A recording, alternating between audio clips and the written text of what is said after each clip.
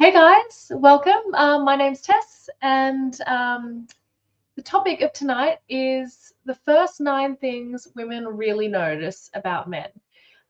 So I think we've got a few people here. If you guys can hear me, can you please just write yes in the chat? Can you hear and see me? Thanks, Martin. Awesome. Great, let's get stuck in. Hi, Magnus. David, nice to see some familiar names.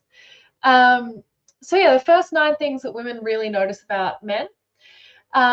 This might surprise you. A lot of guys think that women are just looking for tall, good-looking, handsome men with abs, and that's what a lot of guys think. If they don't have those things, then um, that's not what women are looking for, and that's actually not the truth. So what we actually find is that a lot of these really attractive guys who tend to just get picked up by women, it actually becomes really disappointing for women when they do end up picking up these guys, because on the surface, like, oh, this really hot guy, I'm going to go say hi, whatever. And then often these guys tend to have no skill with women, because they just get picked up all the time and they've never had to learn those skills. So when it comes to actually dating these kinds of guys, yeah, they don't know how to impress women. They don't know how to take them on a date that's going to blow them away. They often don't understand how to communicate with women or really understand female psychology. So yeah, women tend to gravitate away from those kind of guys, especially when they've had a bad experience like that, and it is really, really common. So rather than just looking for those tall, good-looking guys, which on the surface level, that can that can help you a little bit. There's a lot more that women look for, and a lot of this is actually subconscious. So that's some of the stuff that James and I are going to be discussing tonight. And of course, if any of you guys have questions as we're going through everything tonight, we are going to be referring to the chat. So yeah, if you have any questions about anything we're talking about along the way, please feel free to put those questions in the chat. Any comments? We love engagement from you guys. It really helps us. So yeah, let's get stuck into it. I'll just invite James to say hello. Who else have we got here?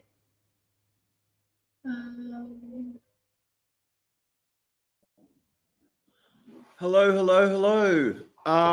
Yeah, really proud about this one. Tess really went into some of the huge misconceptions many guys have about women. So hopefully we're going to crack a bunch of them tonight about what women are really looking for, particularly initially.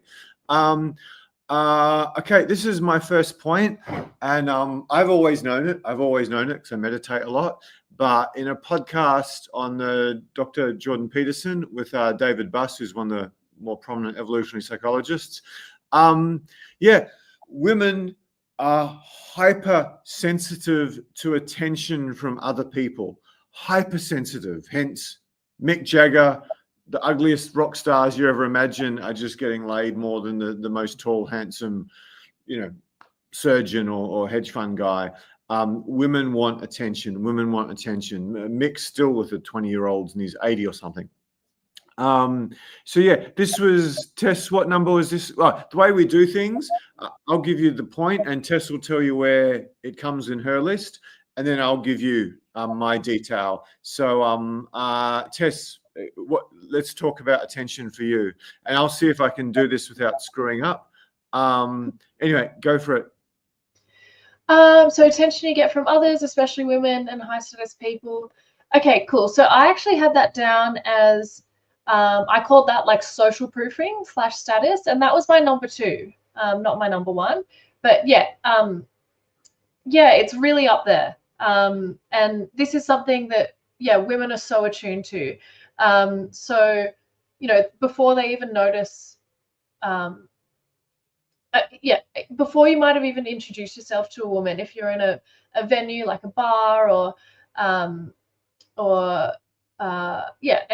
let's say an implied social setting, any implied social setting, women who are on the lookout, with single women, they'll notice, if they see a guy who's speaking to everyone in the bar, or like speaking to the people behind the bar, or speaking to the owner of the bar, or if you're at an event, if you're in an event and they're talking to the organizers of the event, or really just speaking to a lot of different people who are like dressed well, or who are good looking, or look like they're high status, that will draw a woman's attention straight away. So that's a huge one. Social proofing and status, absolutely. What were the details you had on that, James?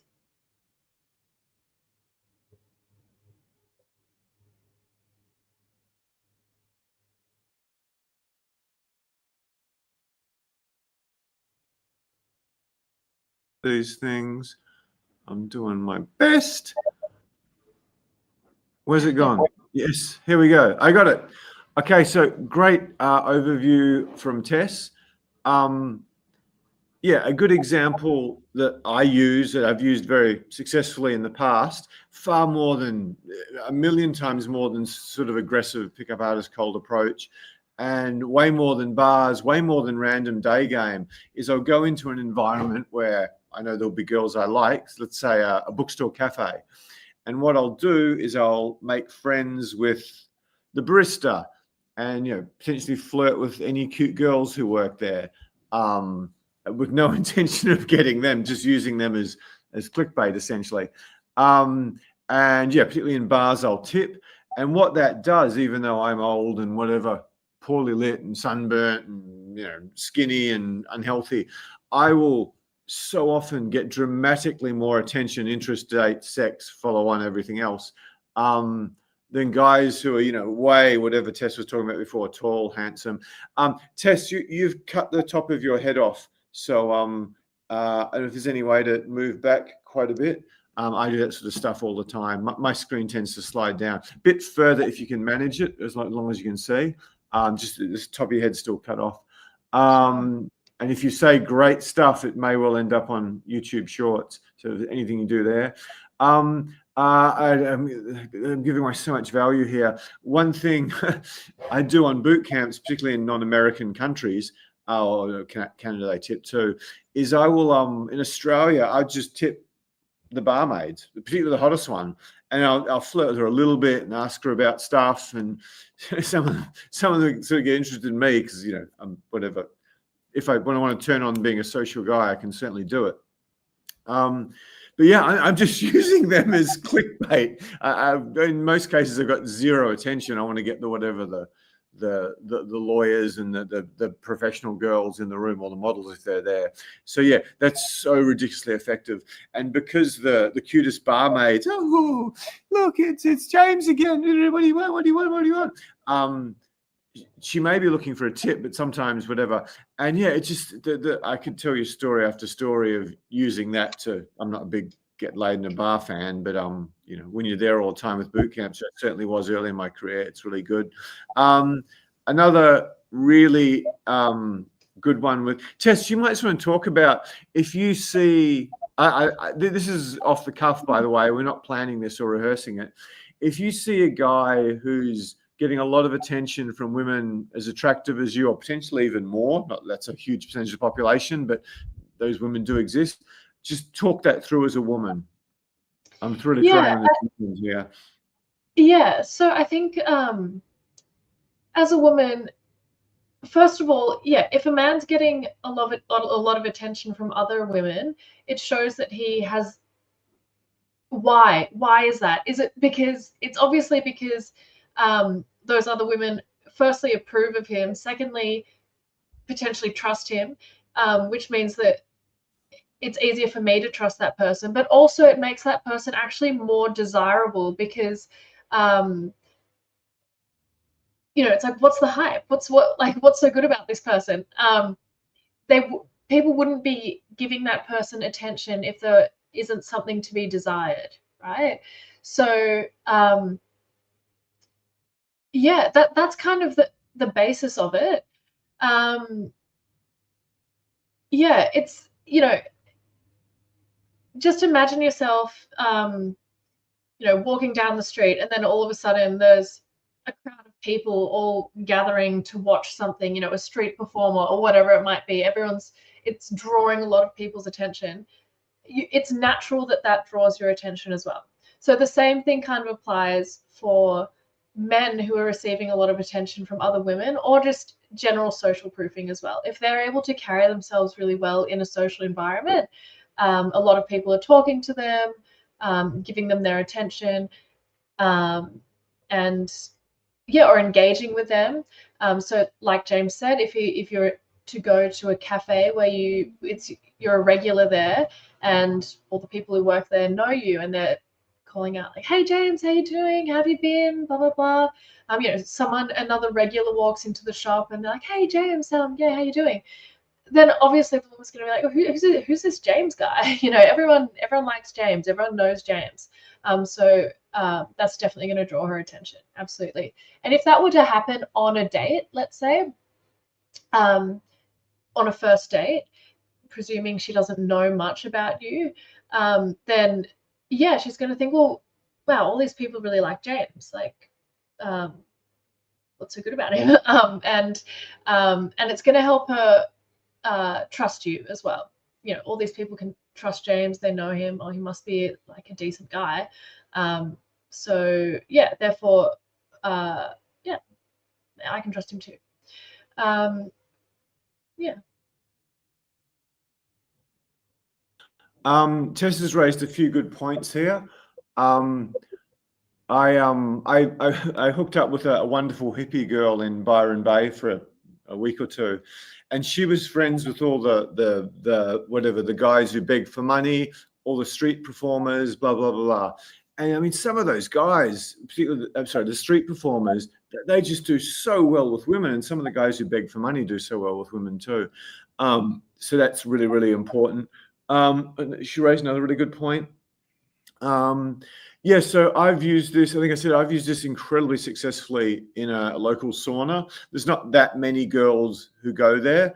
It's in Bondi Beach, partially because it stinks like nobody's business, and most women couldn't handle the smell. But yeah, it's just there's not that many girls coming in there, and there's not that many attractive ones. But occasionally, with backpackers and the fact it's such an Instagram hit, you occasionally get hot girls wandering in there. And yeah, I've managed to get a few of them. And the thing is, you go into that place, it's like you could cast Men's Health. It's the hottest guys you've ever seen in your life, because there's one of the most beautiful gyms in the world just beside it. So yeah, just by talking to everyone and being the center of attention, it's just so absurdly powerful.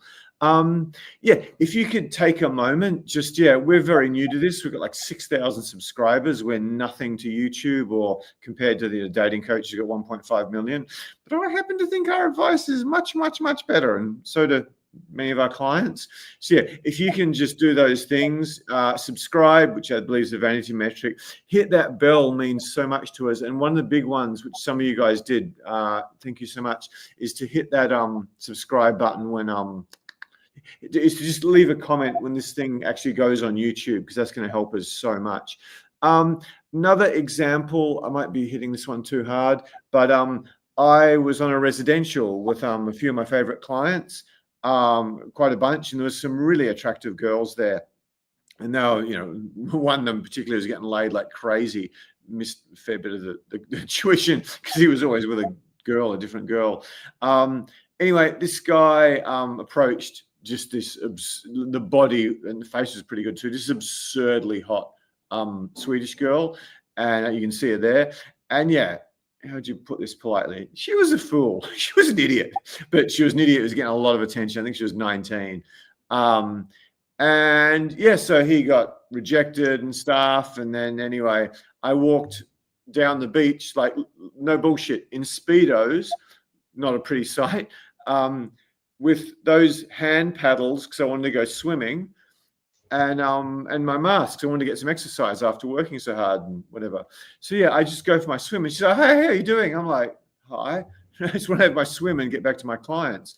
So anyway, I come back from my swim, which is like half an hour, and then she gets out of her chair and starts giving. Well, what the hell is this she's like half my age. Well, why is she interested in me?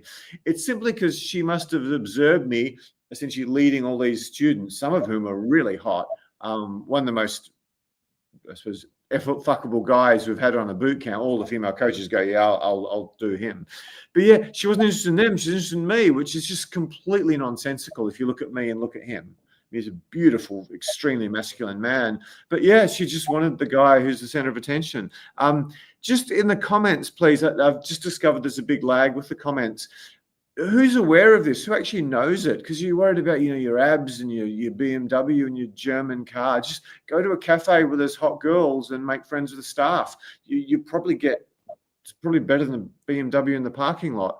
As I've talked about previously, guys with luxury cars, it's much harder to get laid because the girls go, oh, this is Mr. Right. I'm not going to fuck him on the first date or the second or the third. And I'm going to throw more games at him.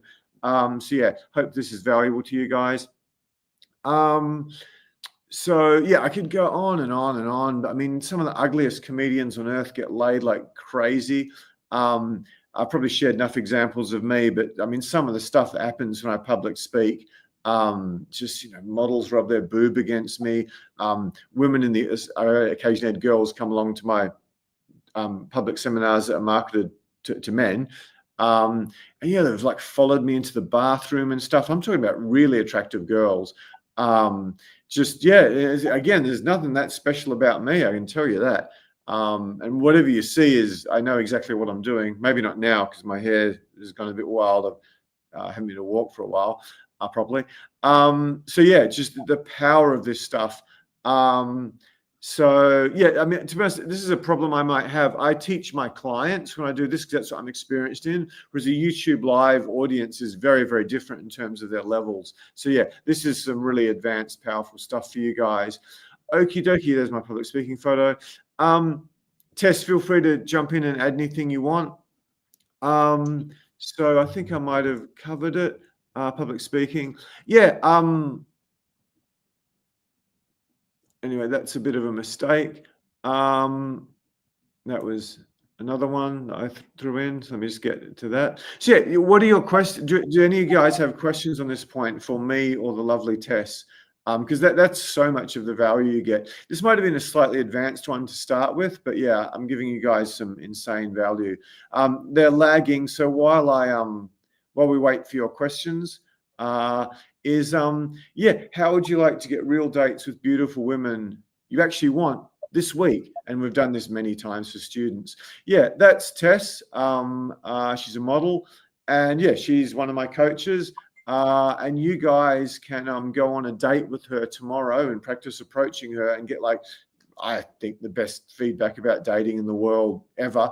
And I'm going to join too. So yeah, this is something, just Tess would usually sell $1,500.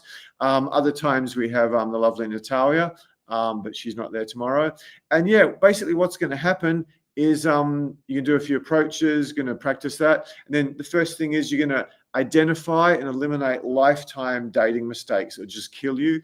Relative to the average guy you compete against, America, Australia, Canada, England, Europe, you're going to destroy nearly every guy just if you implement 2 or 3 of the things we give you.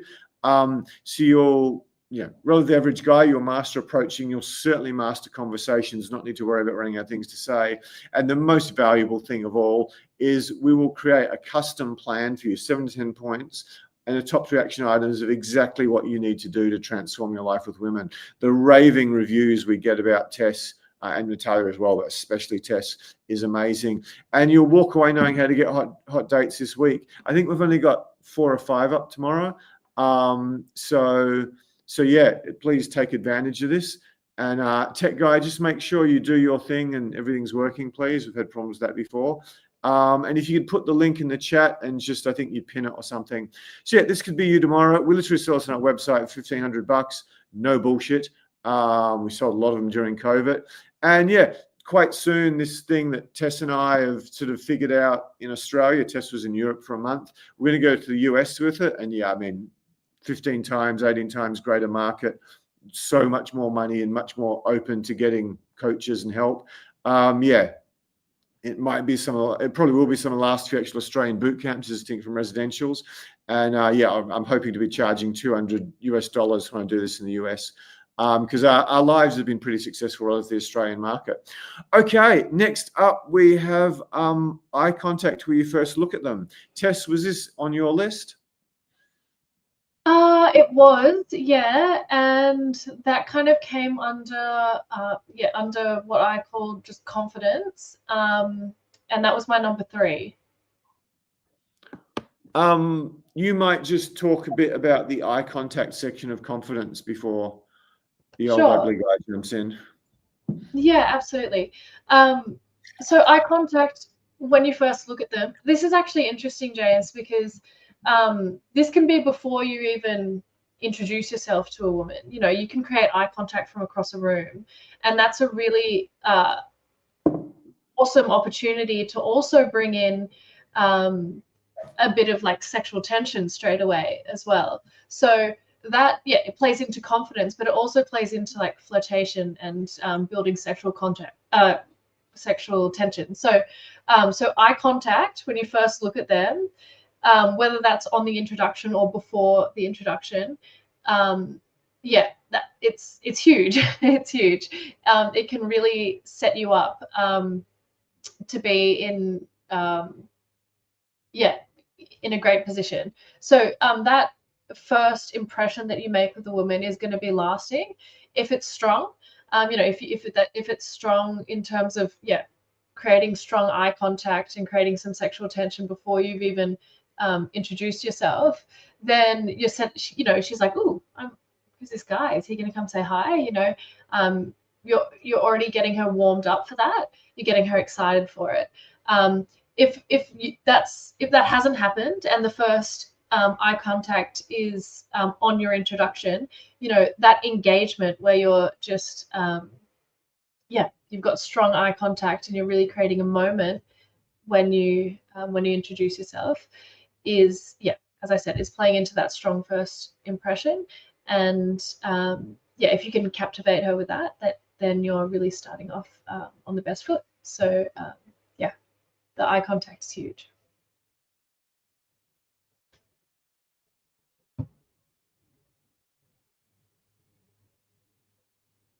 So we've got this. So thank you. Legendary work, Kai. So yeah, I was completely atrocious woman for most of my life, like atrocious. I went to New York, and I initially I went there. I actually lived in Chelsea, which I didn't realize was the gay area. They said a really popular hostel there, which was cool. There was still cute girls around, but there's a lot of gay guys. And I was hanging out with a 6'8" South African who was like the hottest guy you've ever seen, with long flowing hair and a body like you can't believe. I mean, he's male model material. He was probably too tall. And yeah, I saw the way the gay guys looked at him. And then when I studied acting there, I became, one of my best friends in my life was one of the world's top male models. And we spent some time in Chelsea because it was a very popular club there, bar there. They did boot camps in for a long time. And yeah, the way guys would just look at this guy, it's like the drill laser beams through his stomach, his chest, and his soul. So I modeled, what can you say, the F word on YouTube without getting banned and shut down and sent to jail? Is that still an acceptable word? Does anyone know? It's such a good, all the bad words are so good. They just sound so good. Got. Anyway, homosexual people. Yeah, it's just the ferocity of their eye contact, and they look you up and down. That was one of the greatest women. That was one of the greatest lessons with my life. So thank you to any gay men from Chelsea, New York, watching this. I don't think there'll be many, but if one of you happen to slip along, you've changed teams. Yeah, you did me a great favor by like knocking me off my feet. So this is, I think, incredible tips I'm giving you here. I literally, for a long time, keep a diary of, like, I call it a pickup diary, whatever you want to call it. And it's basically the things I need to work on to improve with women. And for a long time, so I was a very shy guy, got bullied home and school and everything. I literally worked on eye contact. That was the #1 thing on the list for a long time. And I just modeled those gay guys. And this is no bullshit. This is when I was pretty promiscuous and probably extremely confident. But I was walking in Bondi Beach, and there was like I don't know, like a 15 outside of Ukraine or Moscow or Kiev or Moscow. This was a 15. She's the hottest girl I saw in a long time. She's probably 19, and she was jacked up like that, and legs like that, and probably 6'2", 6'3" in her heels and the bag, and she's walking along trying to get some attention. And I'm just like, what the hell? And I just locked eyes on her. And I locked her up. I looked her up and down, like, oh, I try to model it. It's going to look pretty silly. Sort of like, it's probably pathetic, the worst thing put on YouTube today. But anyway, I did that like with serious intensity, because it might have been a year since I saw something like that, maybe more.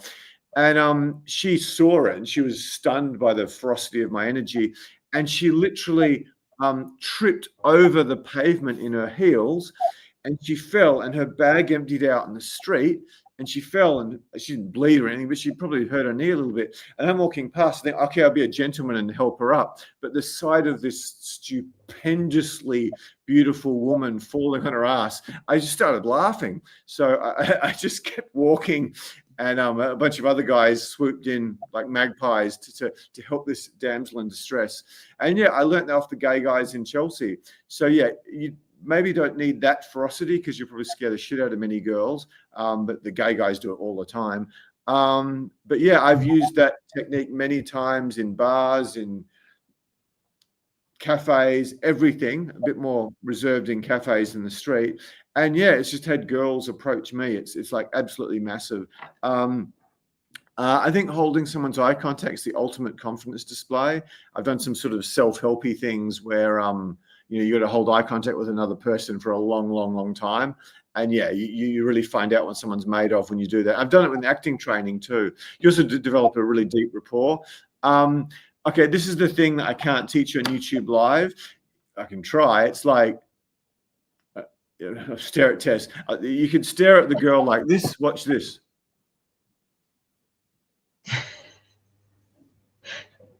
And then maybe start, fidgeting with your pants. You can do it that way, which many guys do when I see someone really hot, or you can do it like, oh my God, you're so beautiful, which is if you're like an actor, that's your motivation. So it's not like, oh my God, I'd give anything to tit fuck that. It's not that. It's like, oh my, she's the most beautiful girl I've seen this year. That's what you want to communicate to the girl. So again, this is probably far too advanced for YouTube Live, but this is insanely good stuff, I believe. I know after 19 years of coaching. So let me see. I'm just my tech skills. Okie dokie. So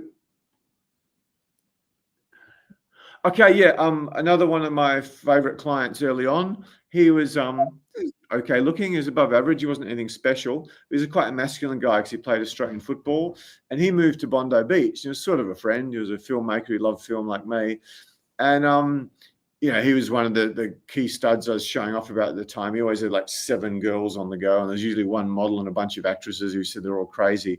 But yeah, this guy was a killer. But he came to Bondi Beach, and it's like he was just dropped in heaven. So there was a grocer, if we call it that, a little corner sort of supermarket, and there was a cafe bookstore where I've had a lot of sex from there, and he had way more than me. And so did my 5'5" approach coach with the techniques I gave him. And yeah, he'd just walk in, and he'd just look the girl up and down, and then just wonder about his day, not in a ferocious way like I did in my Bondi Beach walking example, just like, oh, I have noticed you, you're pretty cute. Look her up and down. And then just go sit and read his book, or get his broccoli, or get his apples, or whatever the hell he was doing. And then because he was so confident, the girls would, Tess, can you do like the drink, or you're just shopping and you're just trying to get the guy to notice you? So the girls would come up sort of back into him like a meter away, and they'd just give it that one. You do it much better than me, I'm sure. As in like flick their hair to get attention. Just do it. I might give you more of Tess here. I think that's going to be useful. Will I get the right one? Okay, anyway, I screwed that up, but we'll sort it out later. Just give me the whatever the. Yeah, so they might just be like flicking their hair and like looking over their shoulder and, you know, that sort of stuff. Can you give us some more? I can see the YouTube analytics going crazy now. So yeah, just let's do 5 minutes of this. So but maybe 10 if you're okay with that. I'll give you a bonus at the end. Oh yeah. It Seriously, feels funny doing it just to a screen. sorry? But yeah, it feels funny doing it just to a screen. Like I can actually see myself, so it looks funny. Like I can see myself. But yeah, basically when they're doing a lot of the like hair flicking, or they might even raise their voice and start giggling, that sort of thing, to really get attention. Yeah, they're all big signals. Yeah, hair flicking, like even like the classic one is showing wrists, or even like putting their hands near their face as well, like framing face, like even if it's like this, or yeah, all of those sorts of things. Big round of applause for Tess. You're getting some nice comments there. So yeah, I'm going to jump off and look at the YouTube analytics now and see what Tess is. Yeah, but seriously, that was brilliant. So that's basically what happened to my friend and client, and he would just kill. And I was literally sitting with him one day. He was a video editor, so he had he's a filmmaker. Spent a lot of his time video editing. So he would often work from cafes and stuff. So I caught up with him because I was very busy at the time doing a stack of boot camps. I said, "Oh man," and we caught up in my favorite bookstore cafe. I said, "Oh, how are you going between the grocery store and the cafe next door?" And he goes, "Yeah, it's been pretty good. I said, "How many girls you had out of it?" And he goes, "Oh yeah, 2 or 3." I said, "You've been here 10 months. You've only had 2 or 3." He's like, No, I mean 2 or 3 a month. So I'm like, what the fuck? At this tiny little cafe, he destroyed me. But that was his technique, which you get to practice on the boot camp. You hold eye contact, she comes around and blah, blah, blah, blah, blah. So he just took, it was getting girls from other places too.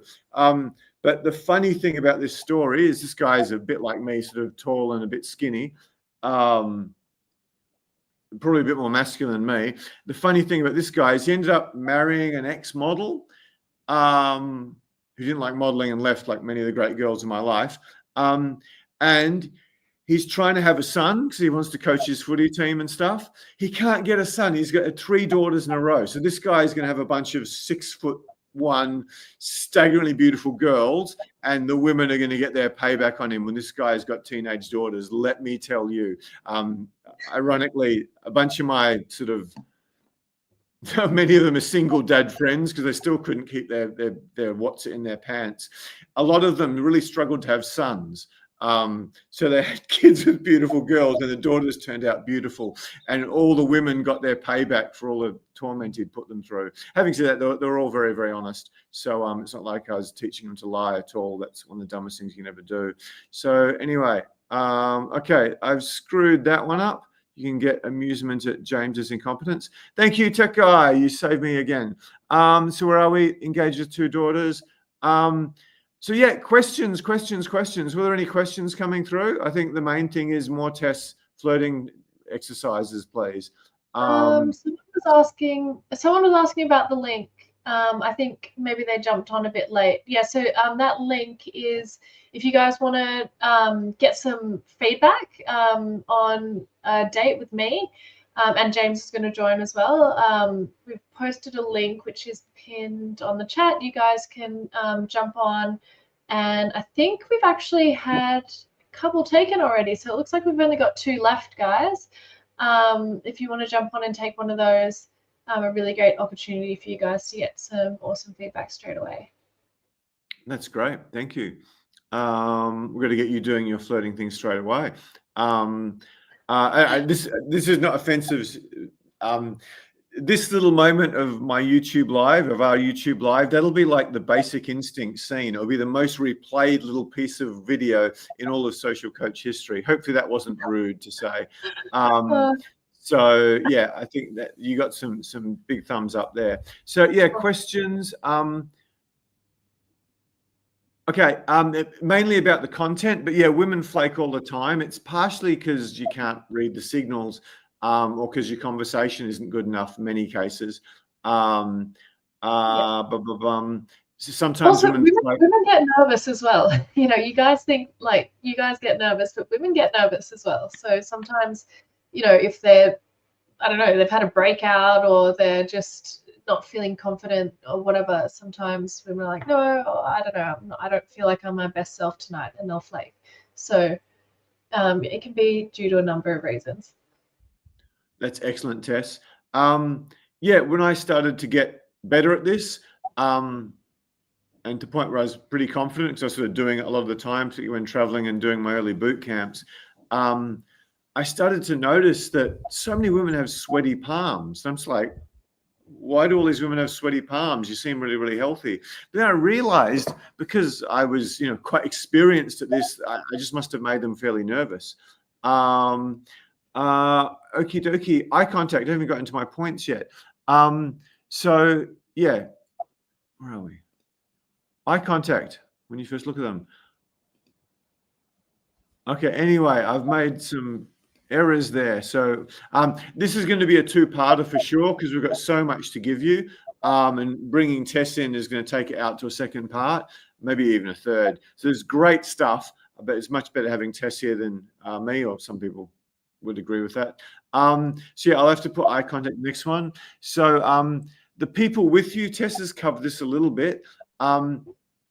Okay, I keep getting back to Charles Darwin. It's like I crap on about him constantly. Women crave being part of a high status group for protection and security. Just like, I'm not saying all of you, many of you will crave being in bed with 2 or 3 Victoria's Secret models all to yourself. It's that same level of attraction. And the reason is, get back to Descent of Man by Charles Darwin.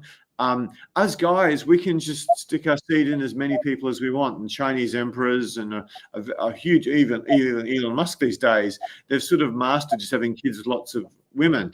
Elon Musk know any of the Chinese emperors, or Genghis Khan. So that's men's thing. We can have as many kids as we want, but it's very hard to get the mating. Whereas women are the opposite. They're not really that fussed about men unless they tick a few boxes. But they want quality. They want high-level guys. So we want to have as many kids as possible and make them as beautiful as possible and as attractive as possible, so that they'll have the most kids. But we can have hundreds, thousands of kids if we're the son of an Eastern European dictator or something. But women, I mean, I don't know, more than 8 or 9 kids just seems almost impossible in today's world. There's a small number of women who are wired to constantly have twins and quadruples, whatever you call them. So yeah, back to my guy. So yeah, again, I tell stories. I'll probably say this in every one. I read the book 7 Habits of Highly Effective People, which is really badly written, but it's an amazing book. It's an amazing book. Someone should rewrite that and make it easy to read.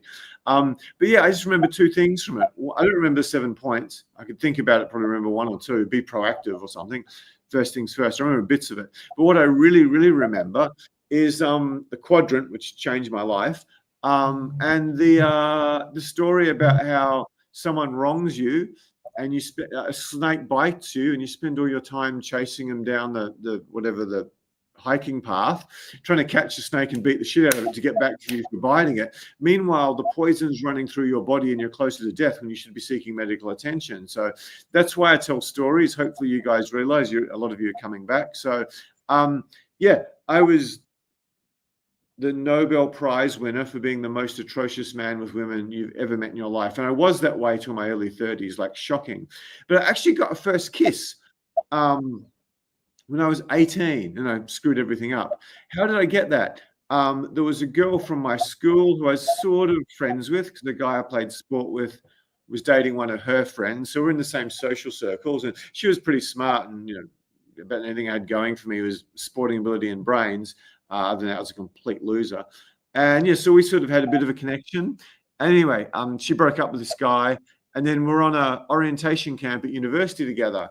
And a guy who knew a lot more than me at 17 or 18 about what to do with women, he comes and befriends me. I'm like, okay, cool. So this new best friend, who was a cool guy. We did end up becoming legitimate friends. Can anyone tell me why he befriended me? He wanted to get his fucking hands on Kylie. He had no interest in fucking me. He just wanted to get his hands on Kylie. So anyway, he comes and befriends me and then uses me to jump on Kylie. I didn't realize this was in my early 30s. He jumped on her sister later on, which was quite a feat. And yeah, and like, I don't know, top 5 hottest girls out of 70 or 80 people. She comes and picks me up and she basically shoves her tongue down my throat and kisses me. And I'm like, why? Why the hell would you ever do that? It's insane. No girls ever looked at me twice. I never got to go to a high school prom or anything, or what did we call them here? But then I realized many, many years later, I was hanging out with probably the hottest girl there from memory. Yeah, probably the hottest girl. I was hanging out with one of the top 3 guys, and then because I was with the hottest girl, one of the top 3 guys, I had a whole bunch of other high value people around him. Because I was in that group of people, I made friends with this super cool hippie musician who played music every night, and I made friends with an alpha male who ended up banging the girl I liked and got my first kiss with. How is this possible? I went to high school, no girl ever looked at me twice. They just laughed at me at what a loser I was. Can anyone tell me why? Because she saw me with Kylie and Jeff. I still remember the names. It was such a significant moment in my life. And a bunch of Raylene, the other cute girl who sort of made friends with Kylie. I can still remember the names. I was so bad with women. And she just assumed that, yeah, I was with I was one of the cool people. And I wasn't. I was the least cool person there. So yeah, I just can't highlight this stuff enough for you guys. So yeah, so many of our clients, they've done a boot camp, they've joined our community, and then they turn into these outrageous, ferocious woman killers. This is a bunch of guys who came from all around Australia. They made friends at one of our events, and they became friends. In some cases, they lived together, went into business together. And literally in about 10 days, this guy slept with 9 women in December. This guy slept with 3 women in a week. This guy slept with 2 women in a week. Surprise, being an approach coach. This guy got 2, and this guy is the tallest, most handsome, most masculine. And he got a duck, as we say in Australia. Sorry to any Americans watching. Then these guys made friends on one of my events, and they became close friends. They became friends too. And there's another one who I won't put in the picture because he owns a large business. And yeah, they all became studs. I mean, these guys did a residential with me later, and they were just running through women like you can't even believe. I mean, he got one of the oldest girls in the island. He basically, I don't know, I shouldn't say this. He basically tried to fuck a girl in the backseat of an airplane, just on his way over the residential. So yeah, and I mean, I've got photos where like this guy turned into a crazy stud. This guy who's like 5'6", Sasha, turned into a crazy stud. This guy turned into a crazy stud. These guys all gave me testimonials. This guy did really, really well for one of those dorky hackers. This guy turned into a stud and not particularly attractive dude, but he was best friends with these guys because he's super smart. He's pretty smart. He's ridiculously smart. He's a neuroscientist. So yeah, it's just this network of cool guys who know how to hold eye contact, who know how to start a conversation, who know how to talk each other up.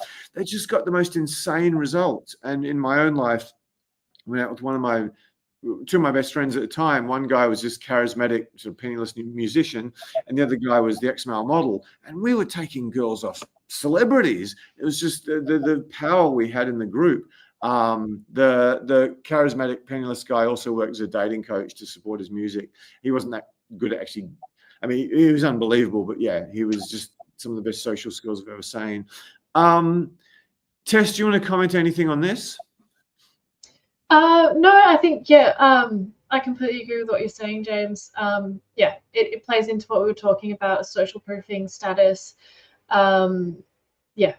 Yeah, I think the stories are really helpful for the guys as well. Helps them remember when they can relate to some of the stuff you're talking about. So yeah, really good. Oh, cool. Do you have any examples where you're attracted to a guy who had a really cool social group of men around you? Yeah, definitely. I mean, there was a guy who I dated a few years back. And when we were first dating, we dated for about a month or so, or a couple of months, but then he was traveling and I was doing other things, so it kind of fizzled out. But in the early stages of us dating, he lived in Bondi, and considering he was kind of only here for work and would come here intermittently, we'd walk down the street and so many people knew him. People would just be like, oh, hey, I won't say his name, but hey, how you doing? And we just get stopped constantly. And I'm like, oh my God, why? Everyone knows him. Like, what's going on here? And yeah, I guess he was, I guess the industry he worked in, but also just the fact that he was really outgoing and he'd speak to everyone he met. And he just had, like, I would say, really high level social skills. And that really appealed to me. Yeah, it's definitely an attractive trait. Not so much, I guess that's not really an example of him, his status being increased by the people who he was hanging out with, but it was more that I was really impressed that everyone wanted to give him their attention. It really just came down to his charisma.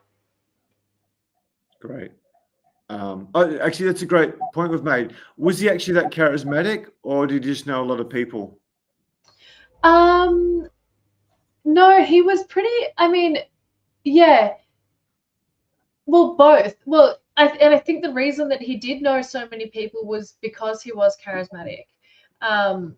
But yeah, so he'd just talk to people. He'd go when he went into a cafe, he would start chatting to the person who was working behind the counter. Like, he'd engage with people everywhere where he went. Walking down the street, he'd smile at people.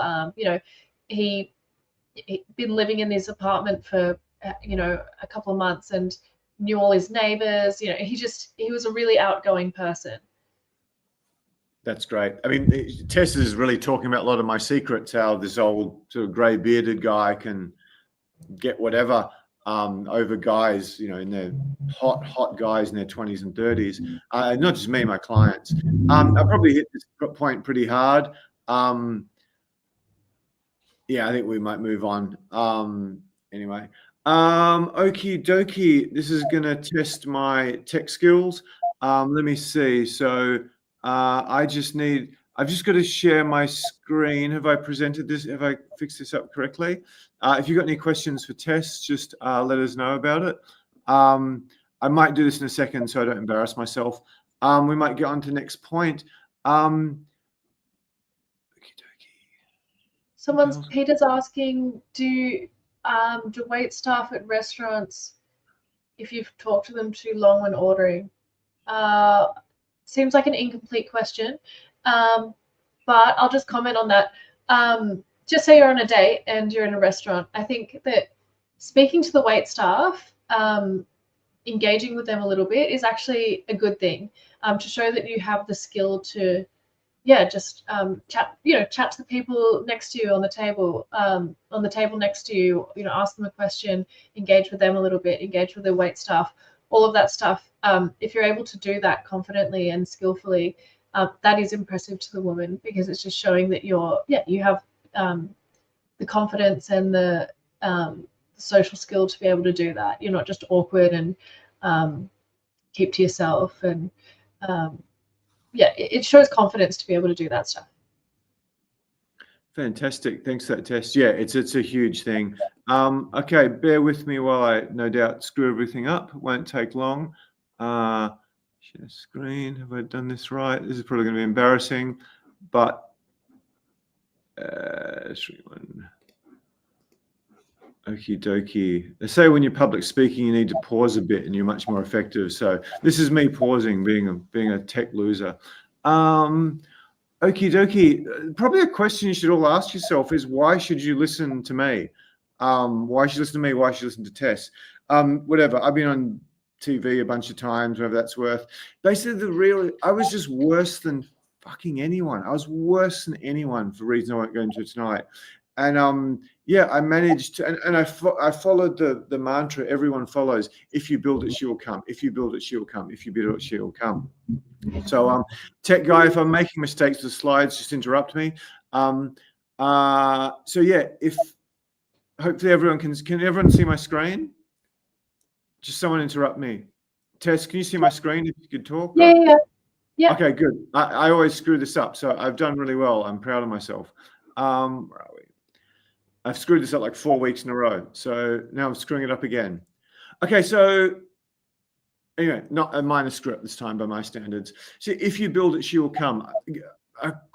3/4 of you, probably the guys I attract, you wanted to do better with women, so you thought, oh well, if I'm financially successful, if I work hard and I get a good job or a good business or a good career, and I make some money, and I get preferably the German car or the new car. And obviously, you got to go to the gym and build big muscles, which is a load of bullshit.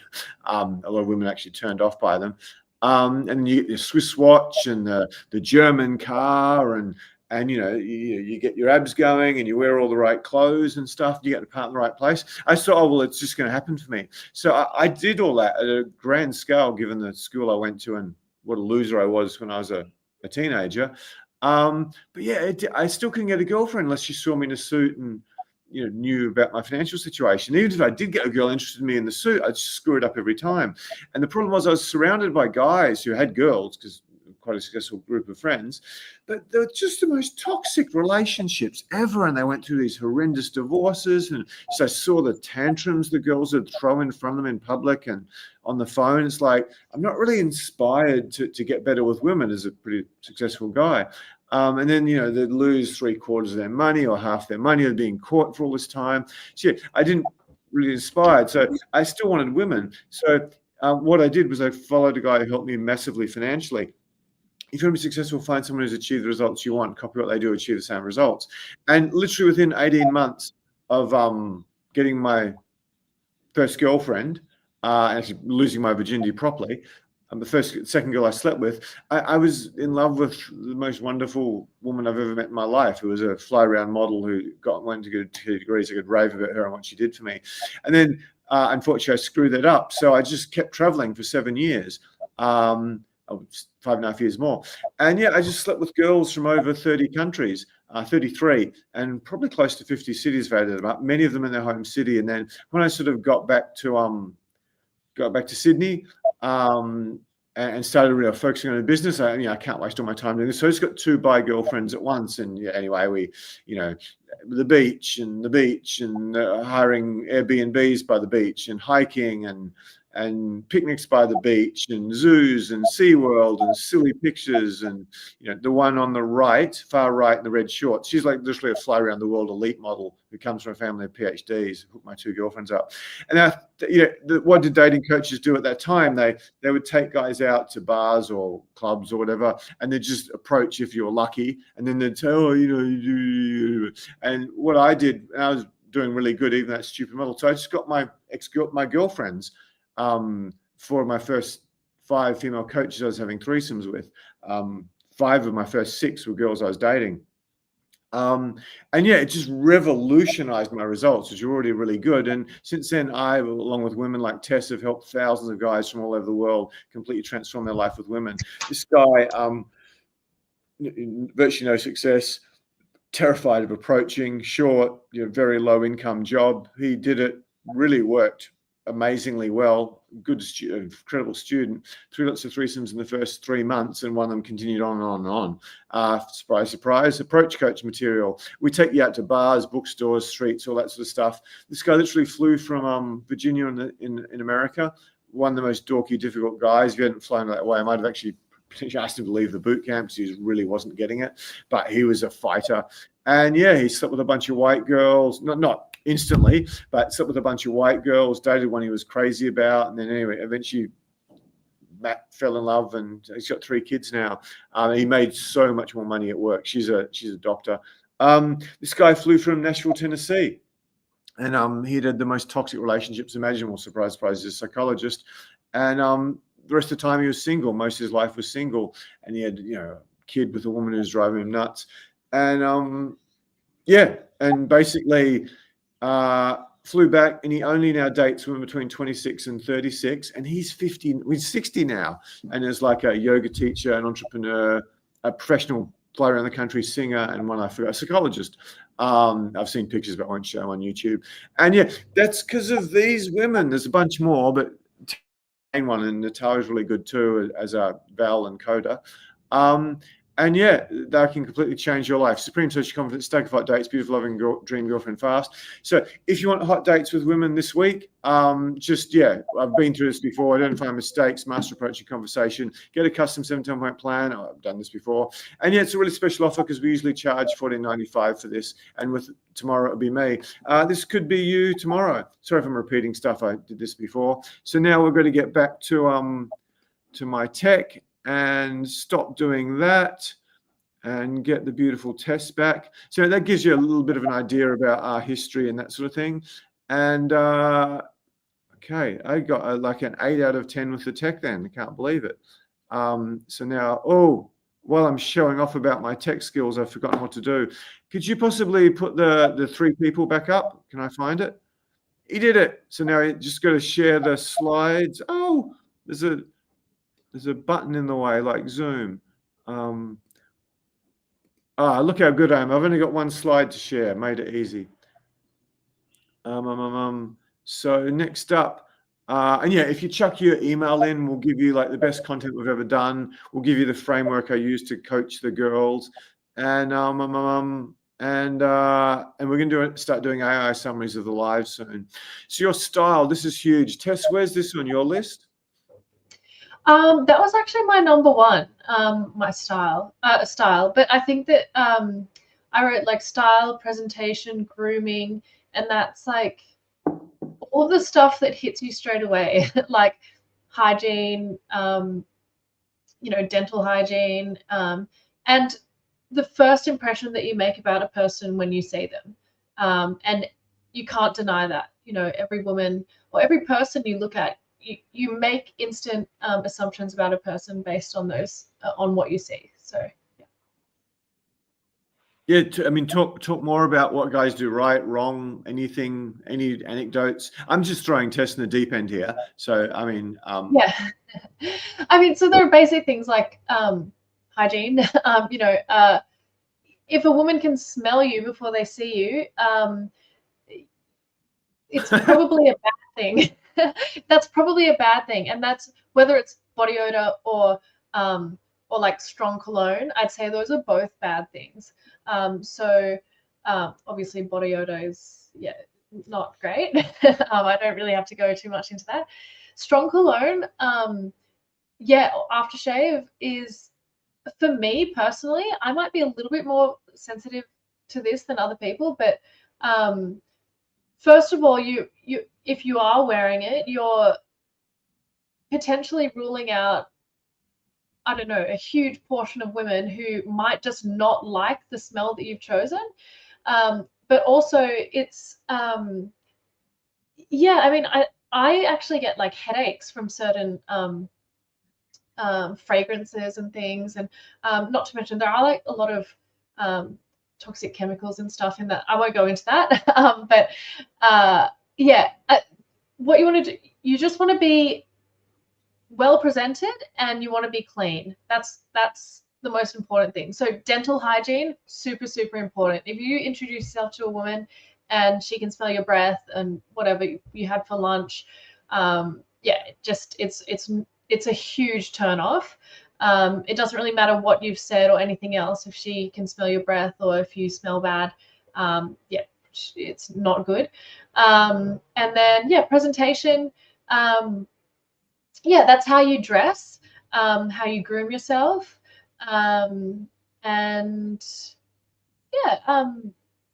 So your hair, your facial hair, and your clothes, really. Some people might approach this differently, but the advice that we give is that the only judgment that she should be making about you is, oh, this guy looks good, he's well dressed. So that means colors that suit your skin tone, just clothes that are simple and that fit you well. Nothing that's going to be screaming, I don't know, something crazy about your personality, or some sort of costumey piece of clothing with like big brand names on it or anything like that, which it's just risky. Basically, a woman women are really picky about how they dress and how they like their men to dress. So if you're wearing something that she just, I don't like that brand, or that's, why would you, those colors are clashing, or really doesn't suit his skin tone, then yeah, women are a lot more attuned to that than men are, I think. So you just have to be really careful with that. You want to, you just basically, you don't want there to be any red flags there. So keep it simple. Keep it simple. Just clean. Keep it simple. That's it. Thank you so much, Tess. It's crazy valuable. Okay. Okie dokie. She's a big time corporate lawyer. So yeah, this is, the girls are relevant. I was the world's biggest loser my entire life with women. Like, I've had competitions with a whole bunch of people about who's the worst, and I am the worst. I was the worst. Like, yeah, the guys who've been so atrocious, no one was as bad as me, in terms of incompetence with women. So yeah, there's a whole bunch of reasons why I was bad, but one of them was style. I was like the white guy who wanted to be a black guy. Some of my friends' girlfriends said that to me. So I managed to get some success dressing like a complete moron, not that much, but some. And then I met a girl who wanted me to come visit her in New York. And I must say, for me, I was in really good shape at this point because I was doing boxing, and I was terrible at boxing, but I did a bit of boxing training and lots of basketball. I just a few years out of being a fast bowler in cricket. And I thought weights were the way to get girls, like every other idiot. But I was in really good shape. I was pretty healthy. And yeah, I just dressed poorly, like shockingly bad. And then I met this girl who was like a crazy redhead. I shouldn't say too much about redheads, but everyone wants to fuck them, and not that many people want to date them because you have redheaded sons. So yeah, if they're hot after getting used a lot for sex but not getting a relationship, some of them get a little difficult. Toxic might be the word, and this was one of them. But anyway, she wanted to show her Australian guy off to all her New York and Manhattan friends, so she took me shopping. Thank God she took me shopping. So she took me to, because I didn't want to spend any money on clothes. It was a waste of time. I could have that in the S&P. So she took me shopping, and she got me this like 60% off Dolce & Gabbana shirt. Don't worry about the brand. It was just beautifully, beautifully, beautifully styled. I get these from a tailor for a fraction of the price now. And I call it my model bonking shirt because whenever I put this on, A, I got laid. B, I started getting models like fairly quickly. And for some reason, I got the colors right. It was beautifully, beautifully tailored for my physique. The girl helped me out. She was very stylish. And yeah, that shirt changed my life. I probably wouldn't be a dating coach if I hadn't bought that shirt, because I've never had the success with women to put myself forward as a potential candidate. So yeah, I can't highlight this stuff enough, how important this is. Broken down record. We want youth and beauty and fertility, so we have lots of kids and healthy kids and kids that survive. And when we want the handful of kids they have to survive, and the way they tell that from a distance is, how do you present yourself? So if you don't present yourself well, it doesn't matter if you're a surgeon or a hedge fund manager, you're going to get very little attention from women who don't know who you are and what you do, etc. And you do not want attention from them. I'm constantly telling rich guys to hide their stuff. I told an oncologist who became a good friend to say he was a cancer nurse, and I'm really down on lying. So yeah, we did an event. This is long before COVID. We now do this online, where we taught signals, and then we dressed a bunch of guys. And there was one of the key moments in my dating coach life. I had this bunch of 5'3", 5'5", 51-year-old 5'4" guys come up to me going, "That was one of the best things I ever did in my life." And they're out at lunch on my event. They're like, "Oh my God, this girl was checking me out, and this girl was checking me out, and this girl was checking me out, this girl was checking me out." I'm going, "Dude, this has been happening,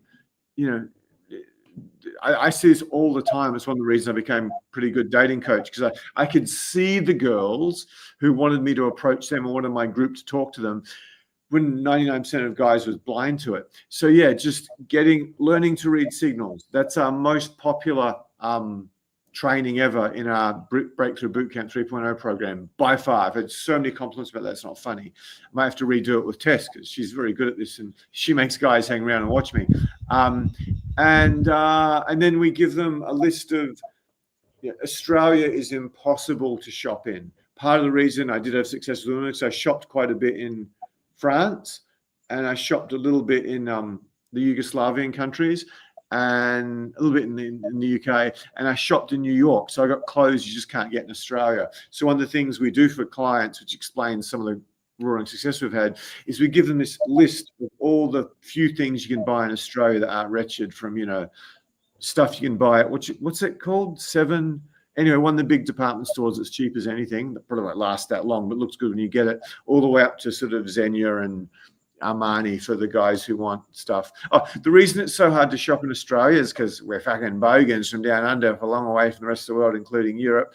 And Australia, I believe, is the second most overweight country in the world. And mate, we got so many bogans down here. They don't want to look like slim and attractive and tailor-made. They want to wear their billabong boardies and their billabong cap and get some big fucking muscles. That'll get the fucking Sheilas. That's just style. Tessa's number one, for fuck's sake. What we used to do on an event, we now do before the boot camp. And what we do is we give you a budget. We give you this list, and then we give you a budget tailor that I use. You get amazing clothes for them. If you're in Sydney, we give you my hairdresser. And if you come over for an event, I'll give you this photographer, sort of friend of mine from Gertrude Ellis, that cafe where I've got lots of girls, who takes the most extraordinary photos of you for nothing. He's dated, I don't know if you should say, he's dated Julie Delpy, the French actress, and a bunch of models and stuff. He's got no idea whatsoever about fucking marketing and promotion, no interest. So the prices he charged are absurd. I wish I found him 10 years ago. I wish I asked him to take photos of me 10 years ago when I knew him. So he's a bit like Social Coach. I think incredible content, but not very good at the business side of it, not much interest. So while we're on about that, I'm really, really passionate about what it is I do. Because I was so bad, and I think it's one of the biggest problems in life. So I'm going to share my mission, because I think that's important in guys knowing about me. I really, in combination with Tess, Natalia, etc., want to end the epidemic of loneliness and insecurity and toxic relationships in the West, especially amongst the top 2% of men. Because of the lockdowns with COVID and us moving towards Amazon and Netflix and all this, people just don't have social skills. Women are really struggling now. And the kids of, the top 5 or 10% of men who marry the sort of younger, hot women who are users and gold diggers, or, just go toxic when they lose their beauty. The kids that these marriages produce are just fucked. And I've got quite a few friends from the eastern suburbs of Sydney and a few like Manhattan sort of trust fund kids. They're not healthy kids. You almost don't want rich parents, simply because the rich guys are so busy. They want a high status woman. They just get the first girl land on their dick. So my mission is, and I'm running out of time, I want to transform the lives of 10 million clients by 2028. I'm only in the thousands. And my mission is to bring men and women together and make them happy, something I never had. I want to make every person, hopefully soon I'll be coaching women. I want to make you your most confident, charismatic, sexy, and successful self. I've helped so many people make a lot more money, even though we don't advertise it, just because we're teaching high-level social skills, networking skills, sales skills, to some extent public speaking skills. And probably the biggest driver of all, because this has been a subject that's been very, very close to my heart my whole life, to protect decent, hardworking men from toxic women, which was a problem when I was a boy. Now it's a bigger epidemic than the loneliness epidemic. If so many guys just a question, who's had a toxic girlfriend that really knocked you around a bit, maybe sort of killed your confidence, maybe stole years of your life, like most of my clients. And then this is getting a bit wanky. I want to teach people how to live people with capitalism. I won't explain it tonight.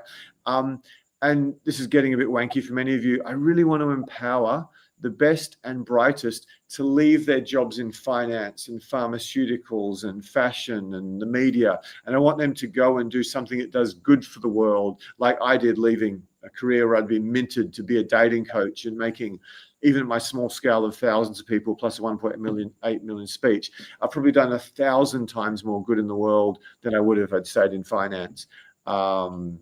Anyway, hope this is it. And finally, this has reinforced the last 5 years. Just what we saw in the last 5 years, I've got my opinions. I think you used the word tyranny. I want to make sure that never happens again on planet Earth. So yeah, if you want to support us, YouTube, subscribe. I went through it before. Okay, Tess, first questions you ask her. Where's this on your list? So that was for me. Yeah, I put that down as initial communication. That was my number 4. So pretty on par with what you've got there, James. I'm not sure if that's your internet or my internet. I pray to God it's not my internet.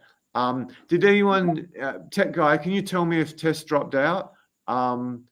She obviously did for everyone. Can anyone, tech guy, can you just tell me if I dropped out? I hope to God not. Tess, we've been horrible with the comments. Can you do a quick summary? Because I've been crapping on so much. Can you just go through the comments quickly? Yeah, we've got, I think most people have just been kind of listening. John Rambo is asking again, when do you recommend to book in? I'm sorry to interrupt. Tech guy, can you just jump in and tell me whether Tess is bad for everyone or just me? Can you guys hear me? She's good. Hello. Okay, so it's me. So anyway, thank you for that. Okay. Cheers. Okay, sorry to interrupt Tess, everyone. I apologize profusely for that. Okay, Manuel says he can hear me. Magnus, yeah, thanks guys. Cool. All right, I'm here. So yeah, thank you guys. John was asking what the link is for. So yeah, that link that we've posted, you can jump in and book a Zoom date with me. Basically, we'll just talk about, we'll do some role playing, some conversation role play, date role play, and I'm going to give you guys some feedback on how you can improve with women straight away. So I've worked with a number of these guys who are already here, some clients. So it's awesome to see you guys here. But yeah, if anyone wants to book in for one of those, click the link, and we've got a couple of sessions available for tomorrow. Let's see, any questions here? Samson Property Services, thanks for your feedback on the last Zoom call test. No worries, you're so welcome. Not sure exactly who that is based on your name, but yes, you're very welcome.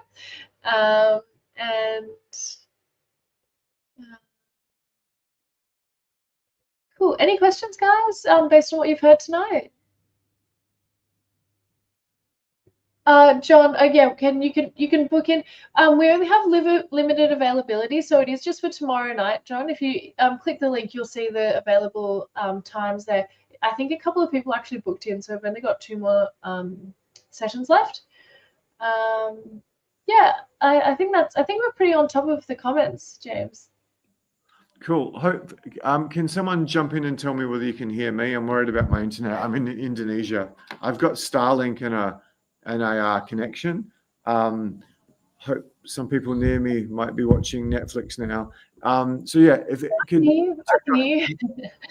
Okay, that's good. I'm not sure why I'm breaking up. Why Tess is breaking up. I think John Rambo is asking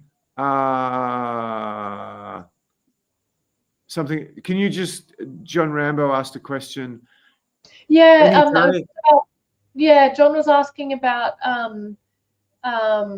availability for a date with me. He's asking if it's any day. At the moment, I've just got availability for tomorrow, John. You can see that if you click on the link. Yeah, if you can do one tomorrow, you'll get Tess and I. It could be a struggle after, but if it's just too hard for you, send an email to james@socialcoach.com, and I'll try to sort something out. But I'd recommend booking in tomorrow because we are pretty busy. As I said, we'll be doing this exact content Sunday evening in the US, and I expect, YouTube. if it supports us like as in Australia, we should explode. Sorry, anyway, let's get back to the show. I'm losing a bit of Tessa's volume. Hopefully there's no problem here. So, okie dokie. So, where was this on your list, Tess? The first questions you ask her. How important Yes. is that to a girl? Yeah, I had that as my number 4. So obviously that's huge, especially you know, the first time you're approaching a woman, you introduce yourself, and then you obviously flow into conversation by asking her some questions. Yeah, how well you engage with her and how well you're able to connect with her straight away is going to make a huge difference to how the rest of your interaction goes. So yeah, the kinds of questions you're asking straight away, paired with like the eye contact you're giving her, that sort of thing, tells her a lot about your confidence, your level of social skill, and also if you're able to ask the right questions so that she's really enjoying the conversation straight off the bat, then yeah, she's not going to want to leave. She's going to want to stay in that conversation. She's going to be enjoying herself, and yeah, she's going to you're going to be impressing her. So that's the first questions you ask are huge. If you can just ask, even like 3 really good questions straight off the bat, you've done a lot of the heavy lifting, and yeah, you can kind of just roll off the back of that. You can afford to make more mistakes later on down the track, but in that initial interaction, yeah, if you do a few things right, then you've kind of set yourself up. If you're making a lot of mistakes right in the beginning, then it's hard to come back from that as well. So yeah, really strong first impression, and then that initial communication, the first questions you ask, very, very important.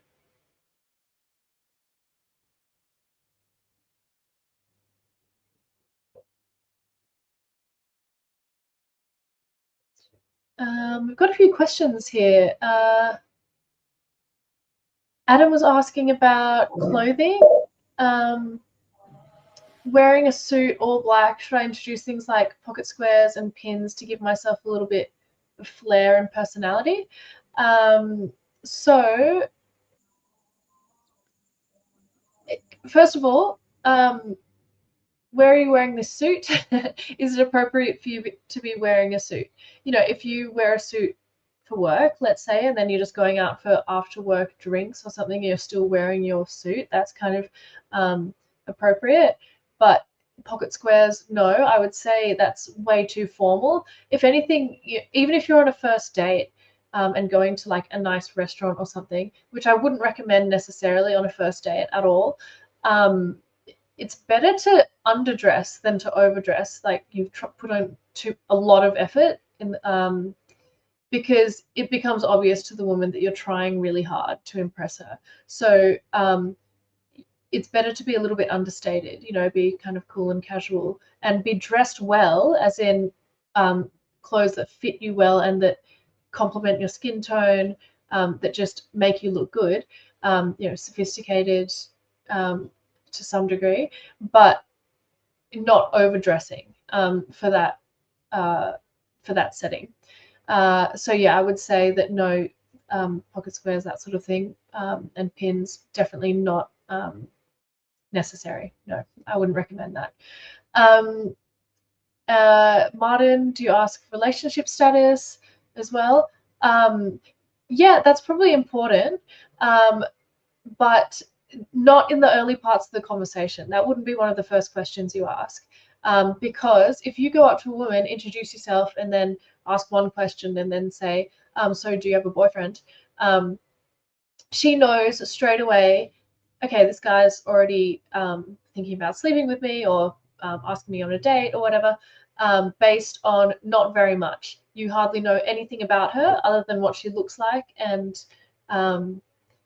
you might have learned one thing about her if you asked her one question, her name and something she likes, and you've already decided that you want to sleep with her or you want her to be your girlfriend, which is it makes you look extremely superficial, and it also gives the woman power in this interaction when you're showing all your cards straight away. So asking if she's in a relationship is important, but I would say build some rapport first and show, yes, you guys have got potentially something in common or something that, there's a spark there. You guys have got there's some sexual tension built already. And then that is reason to ask whether she has a boyfriend or not. And she'll be feeling that as well.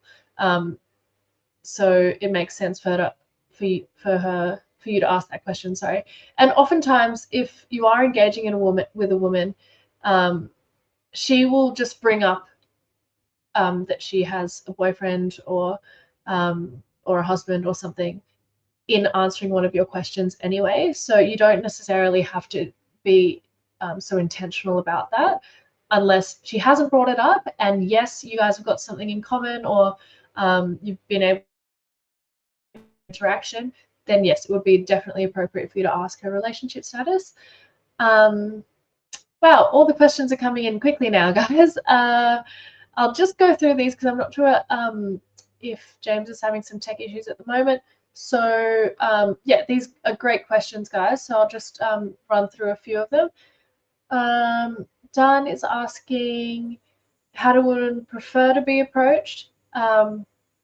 So that's quite a broad question, and I can probably give, I don't want to go into too much detail there, but I would say the strongest way to approach a woman is, first of all, if you've been able to build some sexual tension beforehand. So if you've been able to create, been able to lock eyes with her, and she's kind of, you've lingered there a little bit, so she's invited the approach. Let's say if she's like shown positive signals, like she's been playing with her hair, or she's looked over her shoulder at you a few times, there have been a couple of glances, that sort of thing. And then if you were to approach in her field of view, so not from behind her, which can be a bit of a surprise, a bit creepy, if you've come from the side or from the front, that within that range of vision, then it's safe for her. She's expecting it, and she can prepare herself for that. So just those are a few basic pointers on how women prefer to be approached. Welcome back, James. Can you hear me, James? Yeah, no worries. You're doing a great job. So I'm just Awesome. shutting my big nose up. Any other questions we haven't yeah, covered? we've got a bunch. They've just all started streaming through now. You guys wait till the 90-minute mark to ask us questions. Ask them sooner. Ask them sooner. Is it 90 minutes? Oh, yeah. Actually, we're probably not going to be able to stay for too much longer, are we, James? So, yeah, I think we are going to have to make... If you need to go, that's cool. I've got a bit to go through. Yeah, no, that's okay. I can stay for a little bit, James, but just I give me feel a like warning. I'm fine. There's no trouble at all. Okay. So should I continue with the questions? Is that cool? Yeah, do a couple more. Actually, I want to make sure. No, I think that's a bad idea.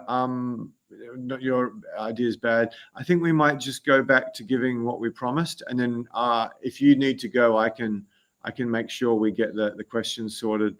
So, tech guy, can you put that one? I did it myself. Can you believe it?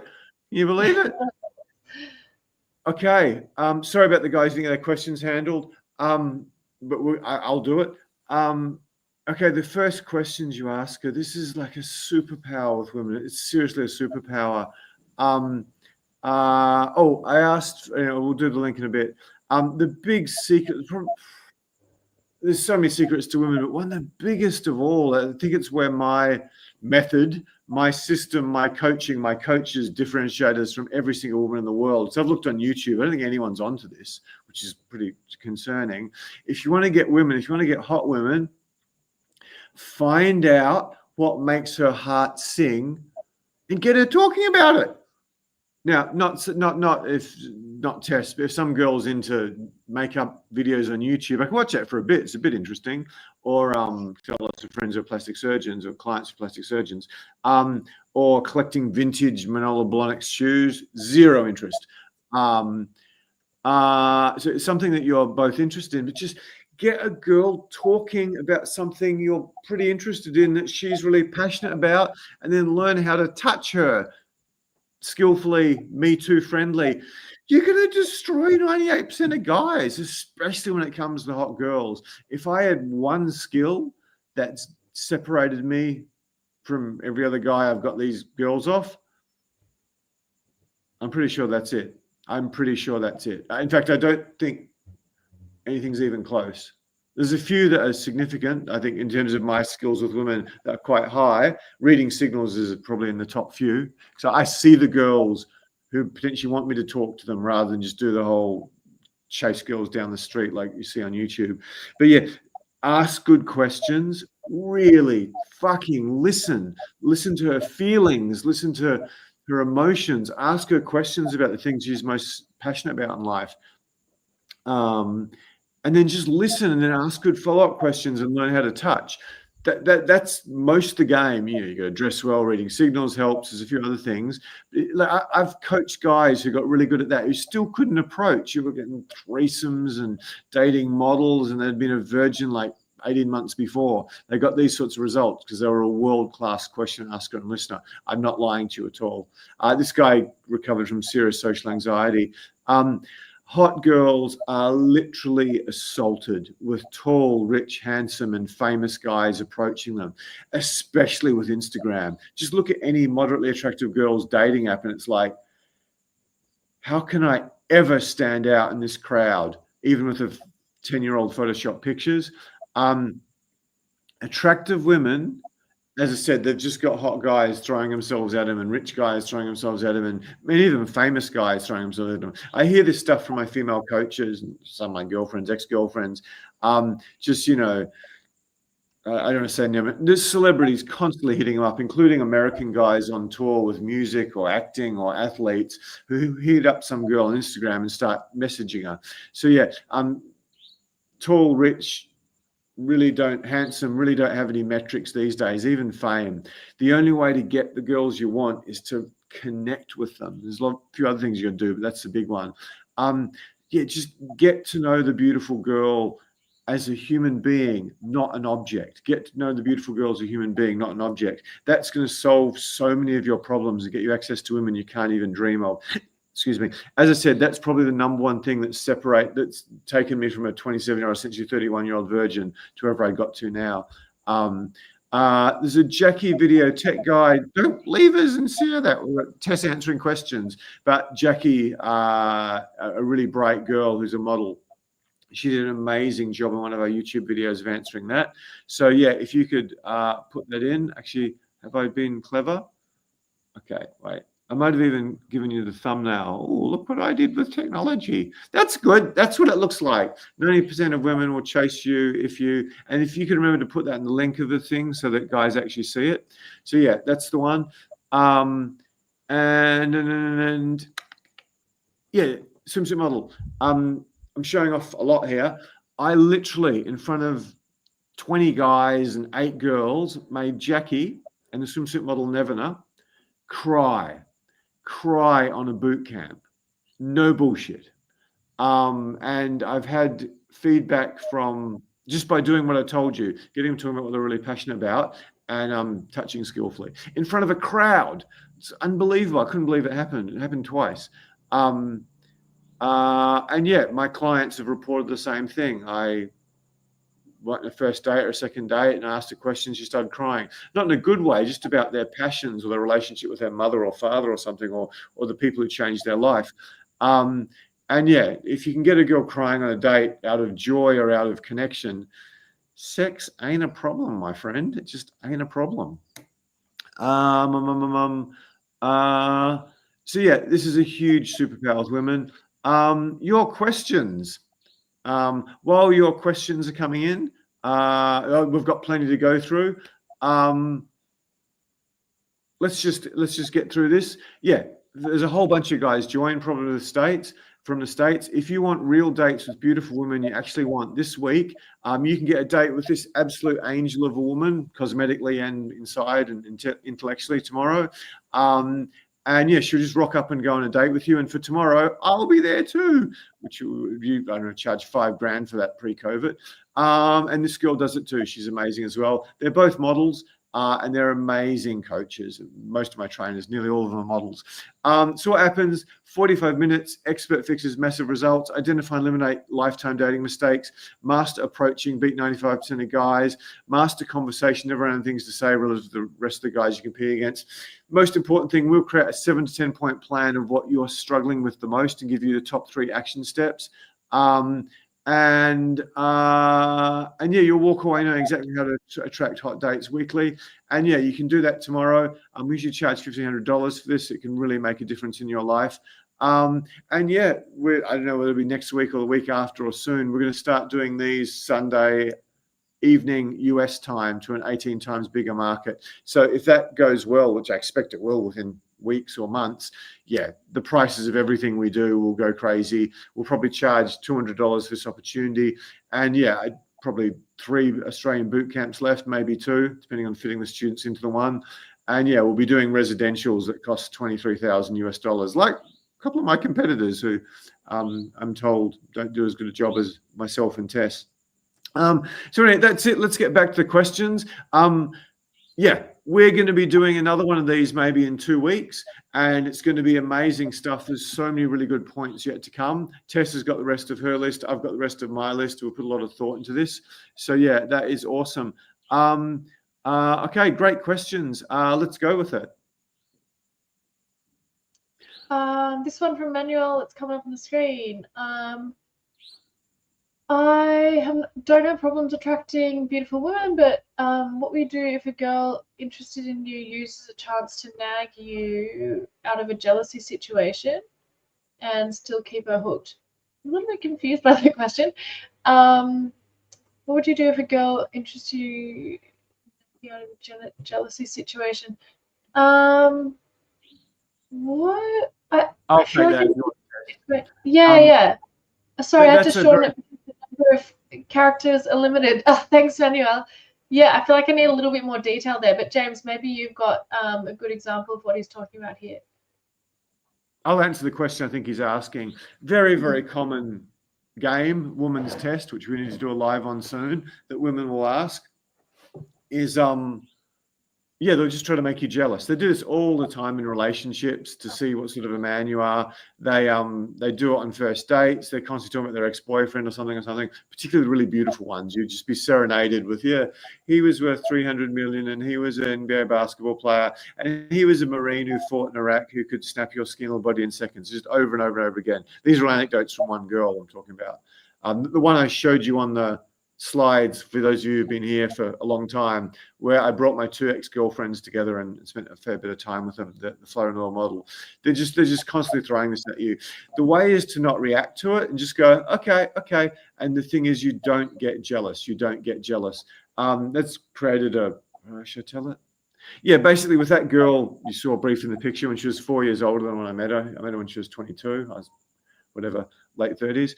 And yeah, she tells me about this guy who's going to inherit hundreds of millions, who was a male model, who was 6'8", who's, dating supermodels, who's just constantly chasing her and has never got her. And they've been on these crazy dates and she's met the Prime Minister of Italy and David Beckham and all this guy with him, and like stupendously hot guy.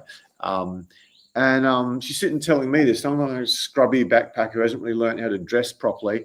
Who, she met him and the first date was in a YHA Backpackers. And then she's doing this and she tells me she does this long phone call in front of me. An hour, she's just sitting talking to this guy who clearly wants her. And at the end of it, she goes, oh, that was whatever his name was, Jonathan Sebastian. He wants me to fly over and see him. And I'm like, oh, that's cool. But this is when I was extremely confident. I said, yeah, I'm sure you got to dinner with David Beckham and the King of Monaco, or whatever the story was, with Sebastian, but I bet you'll come home and have sex. I bet you'll come home and spend the night and have sex with me. And like, I don't think I've ever seen a girl's face light up like that. And she sort of smiled and her face exploded. Then she stuck out her hand and pulled me to the bedroom. So after this monumental woman's test from probably one of the most intimidating girls I've ever met in my life, like from a family of PhDs, I passed this test with flying colors. So yeah, the main thing is not to react to it, not to react to it, not to react to it.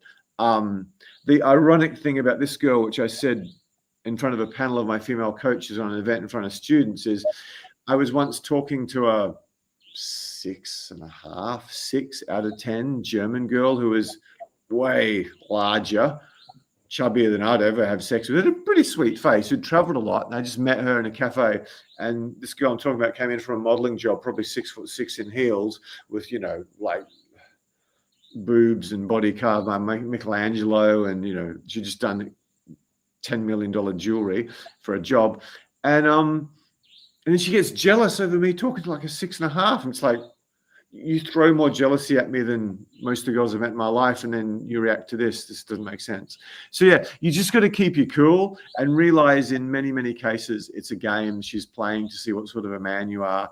If a girl's just doing it over and over and over and over again, you could be failing a test and she keeps testing you. It could also be a sign that this probably isn't a girl you want to be with long term. Other questions we haven't covered? Tess, have you got any? Yeah, I think we missed one actually. What have we got here? Magnus asked how to avoid creeping her out with intense eye contact before approach. Yeah, so obviously you're not going to be like ogling her or staring her down. Yeah, that can be creepy. I think, yeah, where women might look over their shoulder and glance at you a few times and that sort of thing, where it's just like a fleeting moment of eye contact where you've locked eyes. That's enough. It doesn't have to be like you're staring her down on approach, unless you're in her field of vision and it's like as you're approaching her, then you can lock eyes, absolutely. But yeah, it's eye contact. If she's looking away and she keeps looking away, don't keep looking at her. That's creepy. That can feel a bit predatorial. So it's more just it's about eye contact is about locking eyes with her and having those moments of engagement. Gotcha. Yeah, I think I sort of answered that a little bit. You've got the like.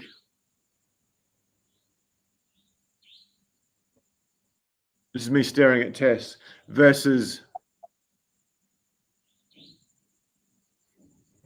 I don't know how good a model I was there. It's much easier in real life and much easier in person. So you just want to be like, wow, you're so beautiful. I mean, most guys wouldn't see the signals there to even know what I was doing. You should. I mean, a lot of guys would. That's not fair. They've seen it in movies many times. So yeah, it's not like she's a sex object. It's like, I'm like, wow, you're so beautiful. That's what you want going through your mind. So yeah. What was the next questions? Adam, asking questions like this in a nightclub with a dance floor. So yeah, I guess he's talking about engaging questions, as in like the first questions you ask. Here we go. Thanks for pulling that up.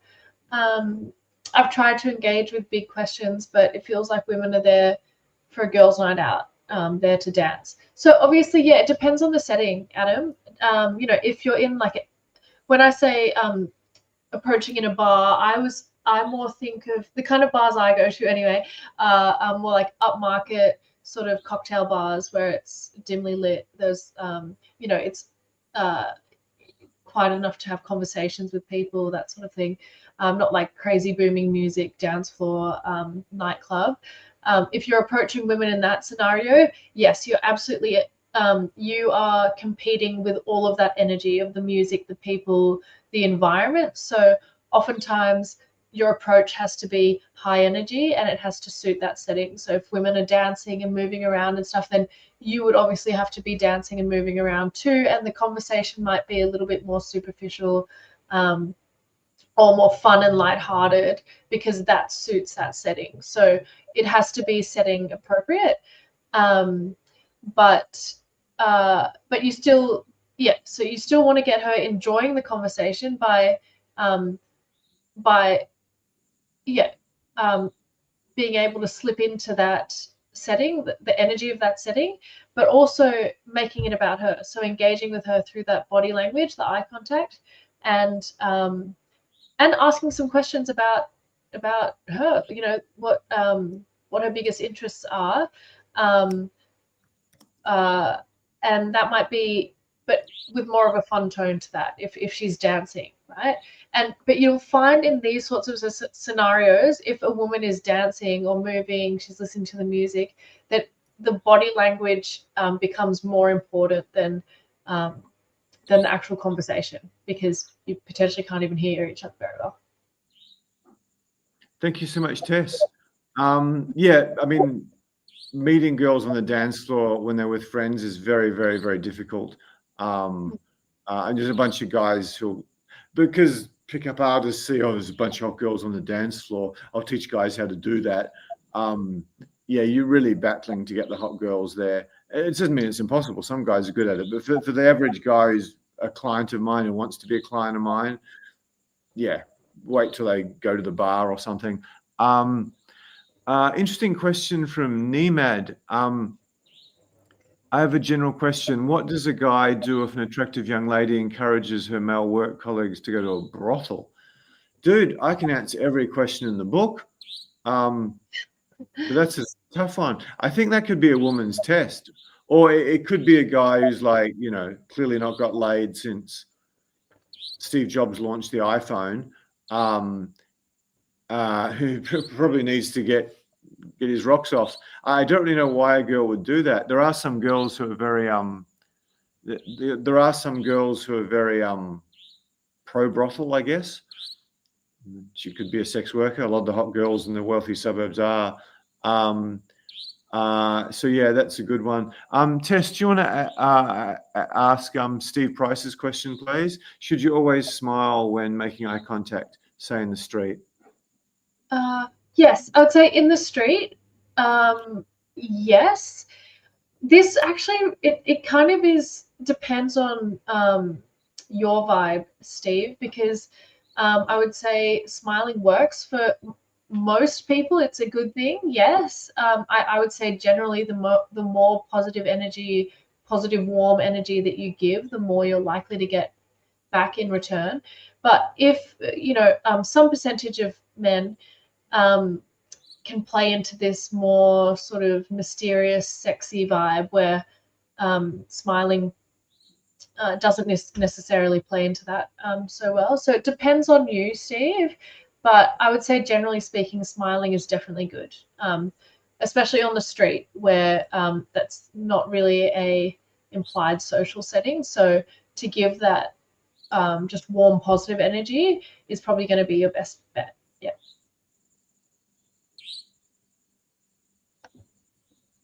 Gotcha. Maybe do women lose interest quickly in sexual escalation? That's a great one. Yeah, was that the whole question? Sorry, I'm a bit getting a little bit lost. We're skipping between them up and down here. Was there any detail for that, James, or was that the whole question? Could you repeat it?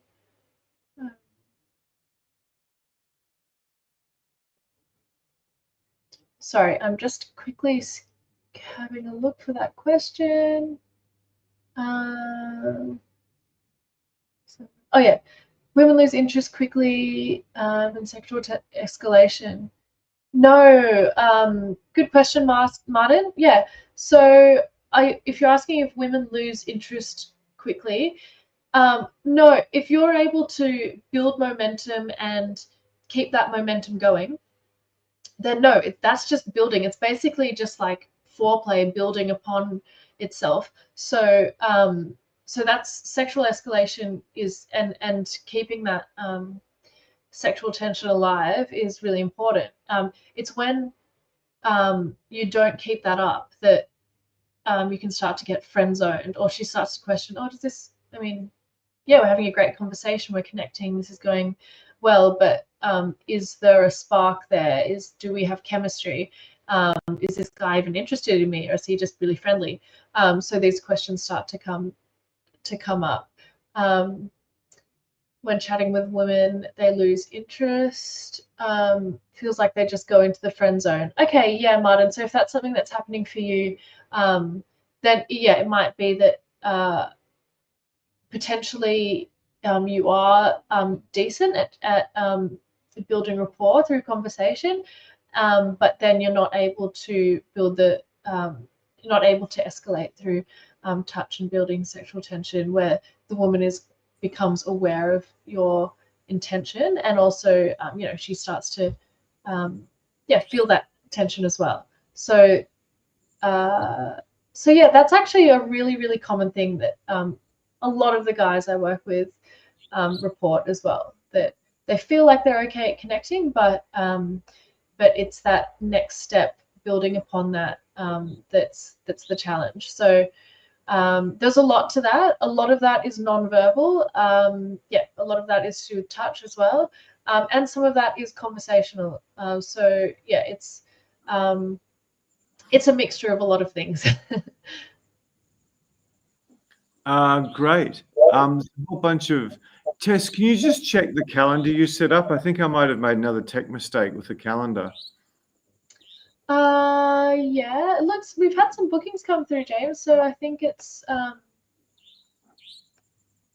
okay, no worries. Yeah. It seems like it's right. How many do you have at your end?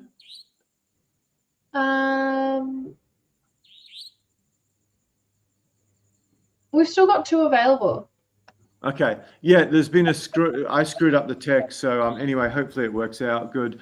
There was some great, John Rambo's asking, what's the link about, what's the program about? The program is basically everything you need to do to go from struggling with women or getting out of a toxic relationship.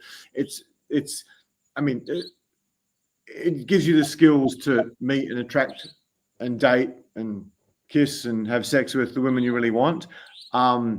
But to do it in a socially intelligent way that's safe in the Me Too era.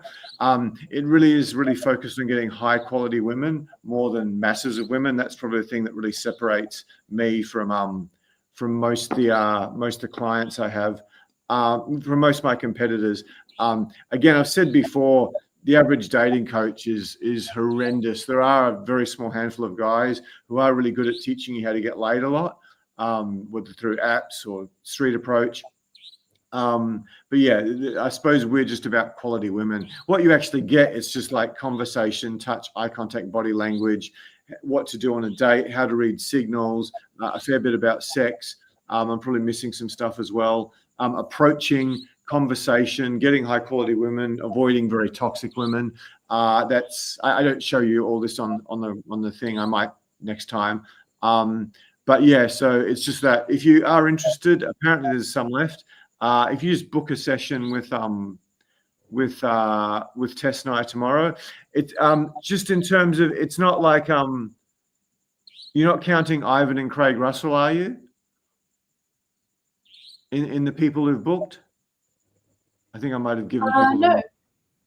No, you're not. Okay, yeah. So I screwed up, but apparently between Tess and John and my tech guy, you've saved it. Is there an email address to send an interaction ad for review? It probably, Luke says more, please. We don't really do that. As I said, we charge $1,500 just for a Zoom call. So yeah, to be honest, giving feedback on a forum or by email is a fool's errand. Is that the correct term? I shouldn't use wanky terms. It's so dangerous and so limited. You really need to talk to someone. You really need to know and understand the person you're asking about. Luke says more, please. I don't really know what that means. Thanks, Magnus. Are you a former student, Magnus? I know the surname well. I think we have worked with Magnus. Yeah, I recognize his name. There you go. When I coached, he was like one of the hottest men in Australia, and he ended up on one of the first boot camps. So yeah, this guy was so freaking beautiful. It was stupid. Yeah, I look like a fucking chimpanzee next to this guy. Well, it's about 6'2" as well. Really smart guy as well. Yes, women flake multiple times lately. I've given out my number once I got there. Yeah. Unless you've got insane skills, and particularly once you get in your 50s, women don't want to say, "You're too old for me. I'm not really attracted to you. Go away, old man." They just go, "Oh, I've got a boyfriend," or they just give you the number and don't show up. Some of them may even agree to a date if you've got good social skills, but they just flake on you. I forgot to say with why women are more sensitive than men. Women need to worry when they're in any sort of interaction with a guy. Am I going to get beaten up? Am I going to be raped? So they've got to read signals much better. And part of the reason that women don't confront is because we've got whatever it is, 70% more upper body strength and 50% more strength in our legs, and we're bigger and whatever is 40, 60% larger than them. So they've got to do things subtly. They can't do stuff with violence. And I mean, again, one of the reasons women are so sensitive at stuff, sensitive for reading social stuff, apart from they've got to raise kids, which we're men are completely fucking hopeless at, is that they need to know when they're in danger much more than us. I followed a bit of Andrew Tate, but he had a great comment. I'm not often quoting that guy. His expertise with women is a very, very narrow band of sort of toxic women with surgery. He's much better than most dating coaches, don't get me wrong, but his special subject is that genre of woman. Tess and Natalia, I'm sure, are attractive enough, but lots of his girls, lots of surgery. Anyway, I'm crapping on. He made a really intelligent comment. He goes, "If I take my kids to a primary school and there's men's there, I'm fucking that kid out of there straight away." I'm quoting Andrew Tate. Can you believe that? I'll probably get banned. But he also said, "If I hop on a plane and the woman's a pilot, I'm just getting straight off." He didn't want a bar of that. So no fucking men teaching my kids in kindergarten, and no women pilots. That's Andrew Tate. That's direct quotes. You can take with it what you will. But I kind of got some amusement out of that quote. Any questions I've missed? I know Tess wants to go. There've been a couple. Just going back a bit. Nenad, the guy who asked the question about women's tests, jealousy, that sort of thing. There was a follow-up question. He said, "Just to follow up your comment, James, what would you recommend you specifically state to the girl?" As in, like, jealousy. As in, I think when you said, like, don't acknowledge what she said, basically just ignore it, brush it off, that sort of thing. Just the jealousy. Yeah. Oh, you just ignore it. A metaphor I came up with on one of my boot camps was women throw all these games and tests and manipulations at you, and a lot of them are just completely nonsense. Particularly if the girl's not that smart. So most of the time, if you've been with a girl 2 or 3 months, she's not dumping you for some random hot guy in the bar. If she is, you're lucky to have her, or you're near the end of the relationship. She's doing it to see what sort of a man you are and how much she can get away with and how much pressure she can put you under. She's not going to leave you for some just random guy in a bar. I just don't think it's going to happen. My lighting's terrible. Just 1 second. Anyways, mate, it's close to the end. So yeah, you just ignore it completely. It's just like, okay, whatever. You don't even say anything. You just pretend it didn't happen. It's like a little piece of shit that's floating past you when you're surfing. You don't sort of pick it up and examine it and study the feces to see what you can learn from it. You just let the thing go by and carry on catching waves. So generally, I mean, women's test the most complicated thing in all of dating, possibly in all human existence, apart from particle physics. It's just a girl at 22, same girl at 28 or 32. She puts on a bit of weight. She's gone from, I want to fuck as many athletes as I can to, I'm going to get Mr. Right, who's a doctor or a stockbroker, and he's going to pay my bills while I sleep with my yoga teacher. Women test you dramatically differently at different ages, how attractive they are, how much weight they've put on, where they are in their period. It's such a complicated thing. But it is for guys who already have some level of skill, or for guys with money who get taken advantage of, it really is the ultimate superpower with women. Any of you interested in the coaching? I may have, or someone may have put the wrong link in at many times. So Tess, if you could just put the correct link in, that's 100% my fault. I think I shared the wrong link with my tech guy. So yeah, great coach, pretty crappy at most other things. Just apart from crappy on about stuff. Okie dokie, just make sure we're covering the questions. We'll wrap up soon. I'm getting fucking hungry. Okay, here's a goodie. I agree with you that those types of girls are not worth to stick around for a long-lasting relationship. However, things have changed. Most women seem to be testing men in much harder ways. Well, the fact that you're noticing it, congratulations. That puts you ahead of most men. It could just be this rampant, what I would call Nazi feminism. Again, if you asked me in the 2000s, are you a feminist? I'd be like, yeah, Margaret Thatcher should be able to lead any country she freaking wants. She threw all the men around Parliament like rag dolls. She was the best. Some people might object to her politics immensely, particularly the last few years. But I mean, she was like, Paul Keating was like, people were terrified of her. And I mean, yes, she did a lot. You know, I'm crapping on about ancient history, politics. Yeah, so anyway, I was a definite feminist in terms of everyone, regardless of their skin color, sexual orientation, where you want to stick your dick. Everyone should have the same rights. But yeah, I mean, now feminism's just gone completely nuts.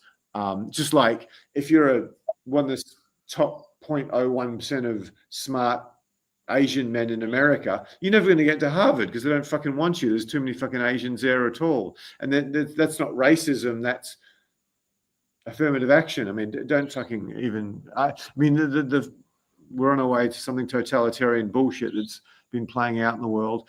So why am I saying this? Yeah, I just think it's rampant, crazy feminism, and women have this massively inflated view of who they are and what they do, particularly if they're hot and they're just treated like celebrities their whole life. And then, they get to a certain age and have to realize there's actual work done. I got a great question about that, about one of my female trainers, a story.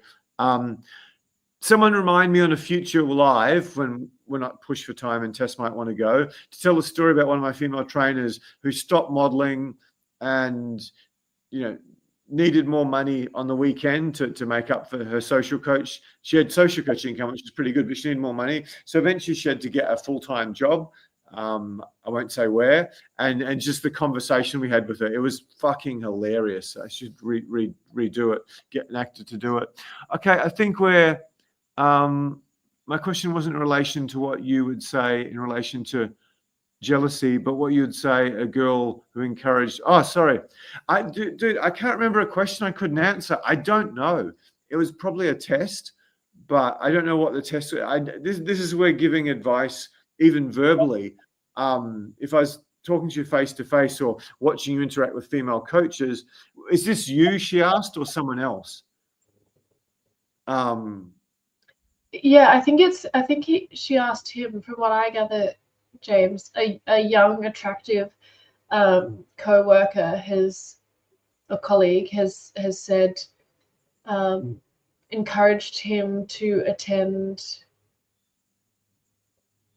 A work colleague has. I've got it. Attend a brothel and stated that was normal. I would say that was a test. I'll just explain it. I don't know who you are, if you've got status in this environment, you're good looking or tall or something. But many successful guys might get a test like this because a lot of women know that rich guys, often as part of networking, if anyone reads the biography of Kerry Packer, richest man in Australia for quite a time, a lot of men use brothels because they're sick to death of the toxic women that they married because she was hot and landed on their dick when they're working 80 hours a week. A lot of these guys use brothels, and I know if you wanted to be one of Kerry Packer's top, for any Americans, that's the richest man in Australia for many, many years. pretty charismatic guy. Some of the best TV I ever saw in my life, watching him before parliamentary inquiry. Anyway, I'm crapping on. Yeah, I mean, if you want to be one of the senior executives of his company, you had to go to the brothel with the boss. I mean, you go, oh, I'm fucking shouting in the brothels tonight. And this was a seriously intelligent man, like seriously intelligent. But that's just the culture of a lot of very, very successful people, particularly in certain industries like finance, which I just think is grotesque. I mean, the number of times I was offered a lap dance because they wanted me to give them more business. I'm not doing that. Even when I was pretty much a virgin, I didn't want to have a lap dance. I just thought it was gross. Comments on other dating coaches. Positive one. I'm not really a fan. The one of them probably had some good feedback. Another one introduced some good stuff into the world, but a lot of stuff I just do not agree with at all. Having said that, they were just of what I saw of theirs, they were the one that got me to sort of bar up over Charles Darwin all the time. So yeah, so not a fan. But they put the idea of boot camps into the world, and the middle guy you mentioned was probably one of the better ones for a long time, along with a guy I worked for 18 months called Juggler. But I just know things about them. I don't know if I want to share. But yeah, the middle one probably had some good. They all had some good advice, but in my view, they had a lot of very, very bad advice. I mean, these guys were just hunting down strippers. That was their thing. I mean, in terms of girls who revealed there were strippers, I've been on dates with 3. One really, really liked me. This is when I was super confident, and a few models in New York. And this was an insanely hot girl. We're staying in a mixed dorm together in New York, and she just basically undressed in front of me. She was a stripper or whatever. That's what the strippers do. And then we were on a date, and she said these words to me that just astounded me. Women don't like sex. They hate it. They don't like it. They simply use it as a tool to manipulate men. And there's a fucking Latino girl there going, what are you talking about? I can't do a Latino accent. And there were some guys there and we're just like, what? This woman was so completely damaged. So yeah, strippers are not my thing. I've got some friends who've dated a bunch of them, just very little interest. But yeah, that's what these guys were basically pursuing. But yeah, having said that, they all introduced stuff into this world that was probably quite valuable. But I would just say a lot of it wasn't, particularly the 2 involved in the book, The Game, the most. How do you deal? Plus, I know how exaggerated some of that stuff was from people who worked for those companies, one of whom has become a very close friend. How do you deal with the ugly friend of a woman you're interested in? My favorite dating coach of all time is Charles Darwin. Just, yeah, it's not a practical how-to, but in terms of understanding the basis of it, Descent of Man. I sound like a wanker, but it's true. He's done more for my life than most people. Peter Dixon, we might wrap up now. How do you deal with the ugly friend of a woman that's interested in trying to sabotage you? That happens all the fucking time. It's just part of the deal. All the time. It's We'll let Tess go first, and I'll give you my story. Yeah. So yeah, you might find this. It happens so often. You know, you approach a group of women, the woman who you're interested in, her friend who's, you know, I don't know, drunk or intoxicated, or who is married, whatever, and is jealous of the attention, or is just trying to also protect her friend. So she tries to test you because she has nothing to lose. She's not, you know, she's not single, she's married or whatever it is. She's there to, first of all, protect her friend, but then it also might extend to her becoming jealous if you're actually an impressive guy. Excuse me. So yeah, this does happen all the time. It's really important that you build rapport with her friends as well, because if her friends don't approve of you, it's not going to work, and it's going to be really difficult for you to potentially, you know, get the woman who you are interested in away from her friends. So if her friends approve of you, and if you can do that really early in the interaction, then they often help you. So they might say, oh wow, Tess is chatting to James, or and he's really cool. We really like him. Have like, hey girls, what? Let's move over there and leave them alone. So it might be if the other women continue to sabotage, it's either because she's, I don't know, got her own issues. This is the woman who's sabotaging. I mean, as in she's just jealous and wants more attention for herself, or you haven't got their approval for whatever reason. You might be making some mistakes there. So that's usually what happens. Yeah, you just got to make, if you want to, you just got to make friends with the friends. It just happens all the time. It happens all the freaking time. It's just part. If you do lots of day game, you get rejected more than night game if you know what you're doing. But you get dramatically higher quality women. So it's just because women are expected, guys come up to them and talk to them, and they're not, racing to work or, not want to be bothered or something. It's just part of the game.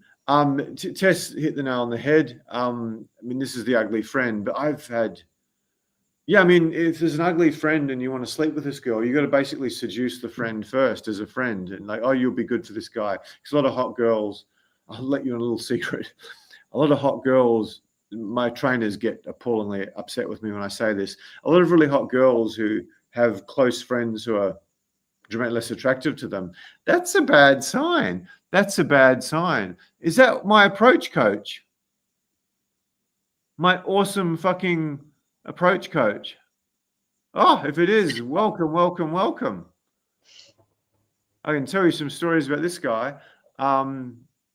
Raf, if it might not be, there might be another one. Hey, oh, I'm so happy, man.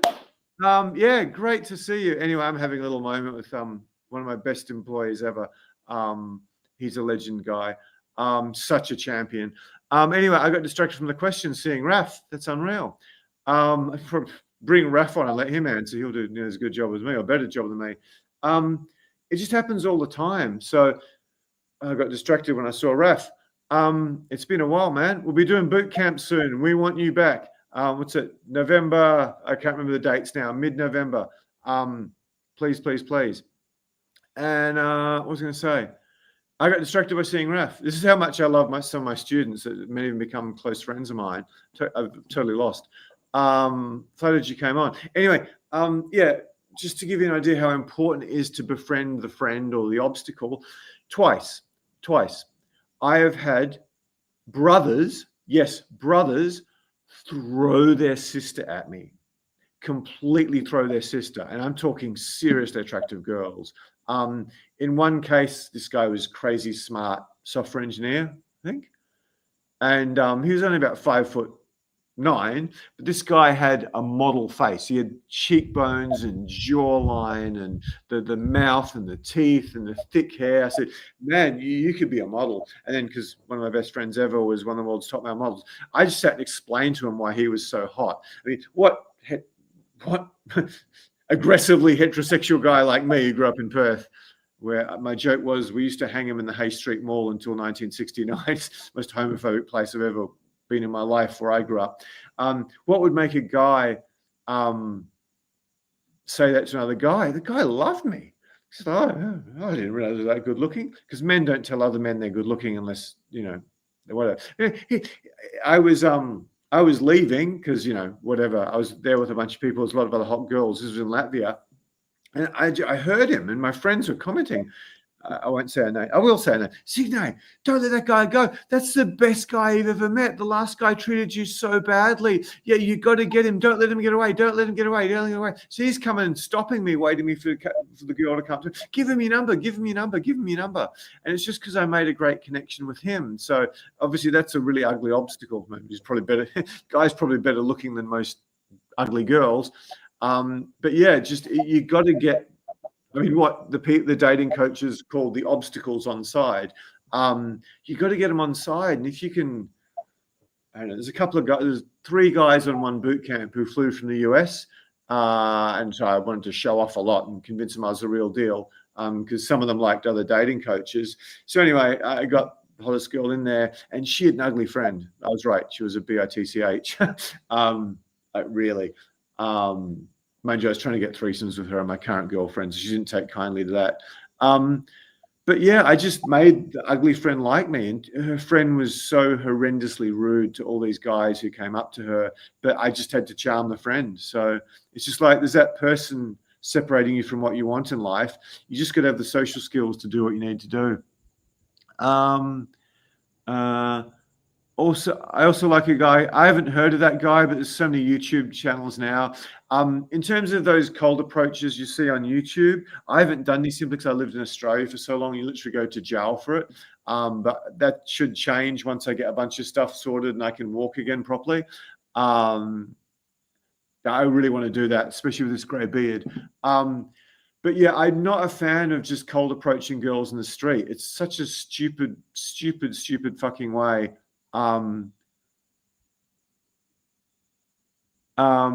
It's such a stupid way to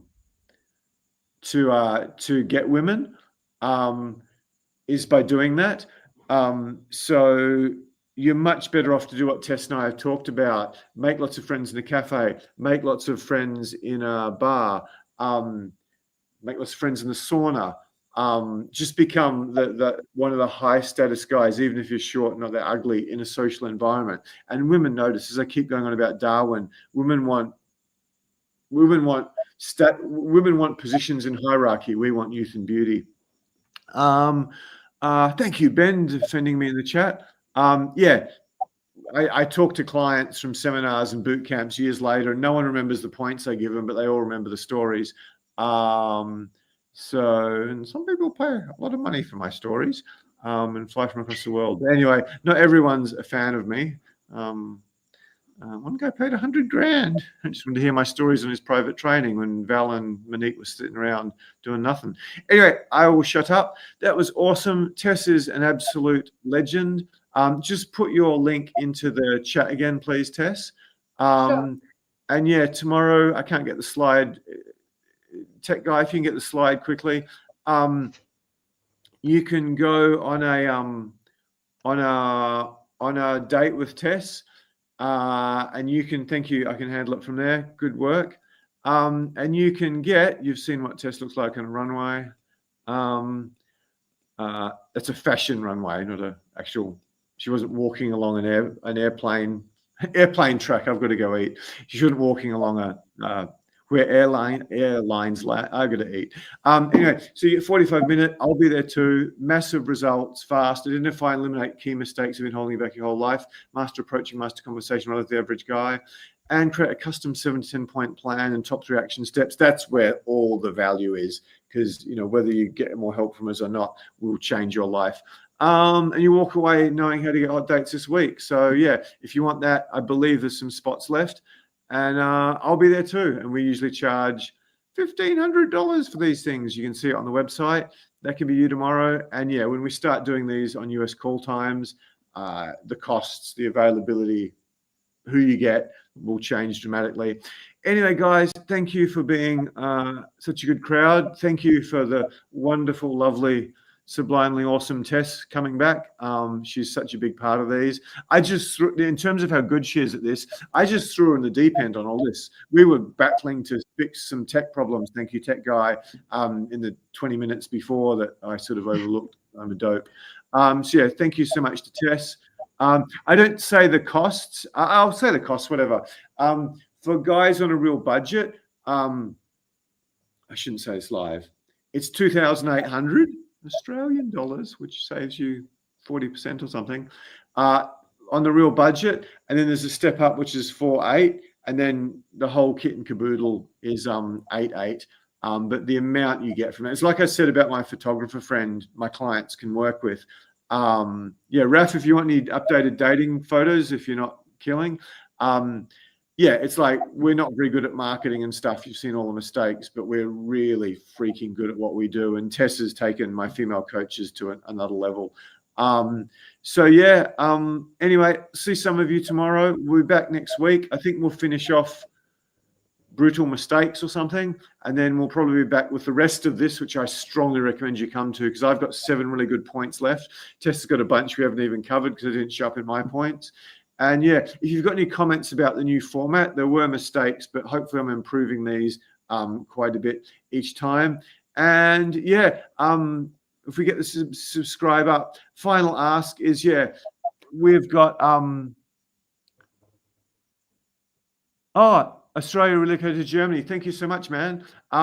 We've got what was I going to say? Yeah, well, we've got like 6,000 YouTube subscribers. We're nothing. We're a piece of shit. We don't even register. So yeah, if you could do those buttons, it's subscribe. That makes me look like I've got a big dick when I don't. I do actually, but just you can't see it in terms of being good at this.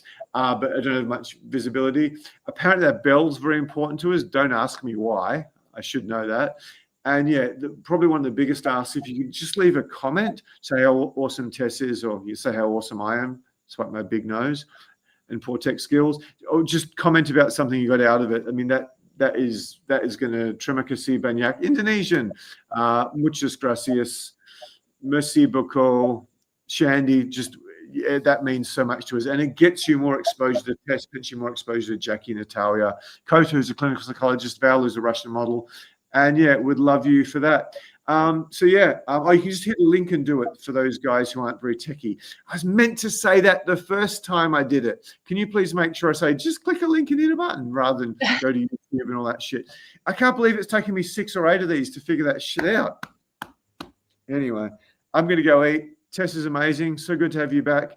Thanks for all regulars, especially my darling, wonderful approach coach who teaches you short guys can have way better girls than tall, handsome guys. That's one of his special subjects. And anyway, guys, great to see you all. Thank you so much, Tess. We might leave you with the beautiful one to finish it off. Any final comments? Thank you, guys. No, just thank you so much. The questions have been great tonight, and it's always great to see some familiar names as well. Yeah, it's been lots of fun. And again, if you guys have any suggestions for any topics that you want covered, or just any suggestions for how we can improve these, we love hearing your advice as well. It really helps us deliver the best content we can and help you guys as much as we can. And yeah, just thank you. Thanks so much. It's great to be back, and look forward to seeing you guys again soon. Thank you. One final question we got through from Chan. We're going to be doing these in US, hopefully 2026, and we do residentials in Bali. Don't put a lot of work into that. Do we coach guys 38? Yes, we do. I'm probably going to be a bit harder on the application call with you. You've got to be more suitable. If you're 28, you got virtually no hope. No offense. I mean, it's possible. I've taken guys under 30. If I think I can really change someone's lives and I really like them, they're pretty fucking smart and mature, I might. 38, you're probably going to get in if we think you're a good fit. Most of our clients probably 45 to 55, but we took on a great 64-year-old guy. I love, can't wait to see him fly. But yeah, most of our clients, they're a bit younger than I'm targeting, but it's probably somewhere around 35, which when I go to the US, it's going to be 40 and above, but in US, it's still 35 and above. So it should be good. I'm just a bit harsher in the application call. I think we've put the link in a few times if you have an interest in that. But yeah, love to chat to anyone. I mean, what do I say? Who's a young person if you're Alex Hamosi, the business coach, I know you've got Layla, you don't want another girl, and you want to do a call with me, I would be honored to have you. I don't give a shit if you're 33. You've helped me so much. So if Alex Hamosi is watching, following his big live, no one will understand this reference unless you've got a business. So I should shut the fuck up and go eat my fish and vegetables. I'll do the grey hair one soon, the no grey hair at 54 and 5-hour erections. I've been partially putting off a haircut so I can show off all my dark hair at my age. James wanted to say thank you for installing much knowledge in this. Thank you so much, man. Really appreciate all the feedback. We're so early in this. I was doing live webinars and seminars a while ago, so I'm going to become YouTube famous, which I don't really want to do, but I want to serve as many people as possible. Anyway, see you guys. Thanks for your support, and thank you again for the lovely Tess. Great to have you back. We've got 3 options, John. The course, it ranges between 2,800, 4,800, and $8,800. And for the guys with money who want quick results, is private training, but you get crazy amounts just from the course. You can decide which one you want, and I don't know whether it will be next week or next month, but we'll be selling it exclusively in US dollars. So that's going to be a huge saving. So yeah, if there's any Americans on there, you're going to save a whole bunch of money. But yeah, thank you guys. Thank you for support. Thanks for hanging around. And thank you again for Tess. I'm going to go eat. I'm starving. I'm skinny. I need my food. Someone keeps repeating how much is the course. 2,800 for one option, 4,800 for one option, and 8,800 for one option. Currently, for the guys who join tomorrow, in Australian dollars. Thank you so much, Martin. Oh, we're going to get you feedback. I keep thinking about that. I've got that. No trouble at all. We do give you a hell of a lot, and you don't just get the course. You get a bunch of dates with Tess and Natalia and that sort of thing. So we have payment plans too. I should say that. I try not to sort of promote it too much, but yeah, that's probably a good idea. I teach guys that. Anyway, many guys have put this stuff on credit card and said it's the best thing they've ever done in their life. Okay, see you guys. I've really got to go. I'm going to be even skinnier than I was, which is not good. Good night. My nose will be so much bigger if I get any skinnier. I can't have that. Did you know, as you get older, your dick gets smaller unless you know my fancy exercises to make it bigger, yoga exercises, and your nose gets bigger. My nose just keeps growing every year. It's like, fucking hell, I'm going to have this shockingly big nose. Imagine what I'll be like when I'm older. Just half my body weight will be fucking nose. Anyway, enough about my nose insecurities. I don't really have insecurities, but I will shut the fuck up now. So yeah, thank you, Tess. They're signing rows. I just lost 10 people in the last 2 seconds. No more big nose stories. Okay, hang it up. Thanks, Tess. Stay on, guys.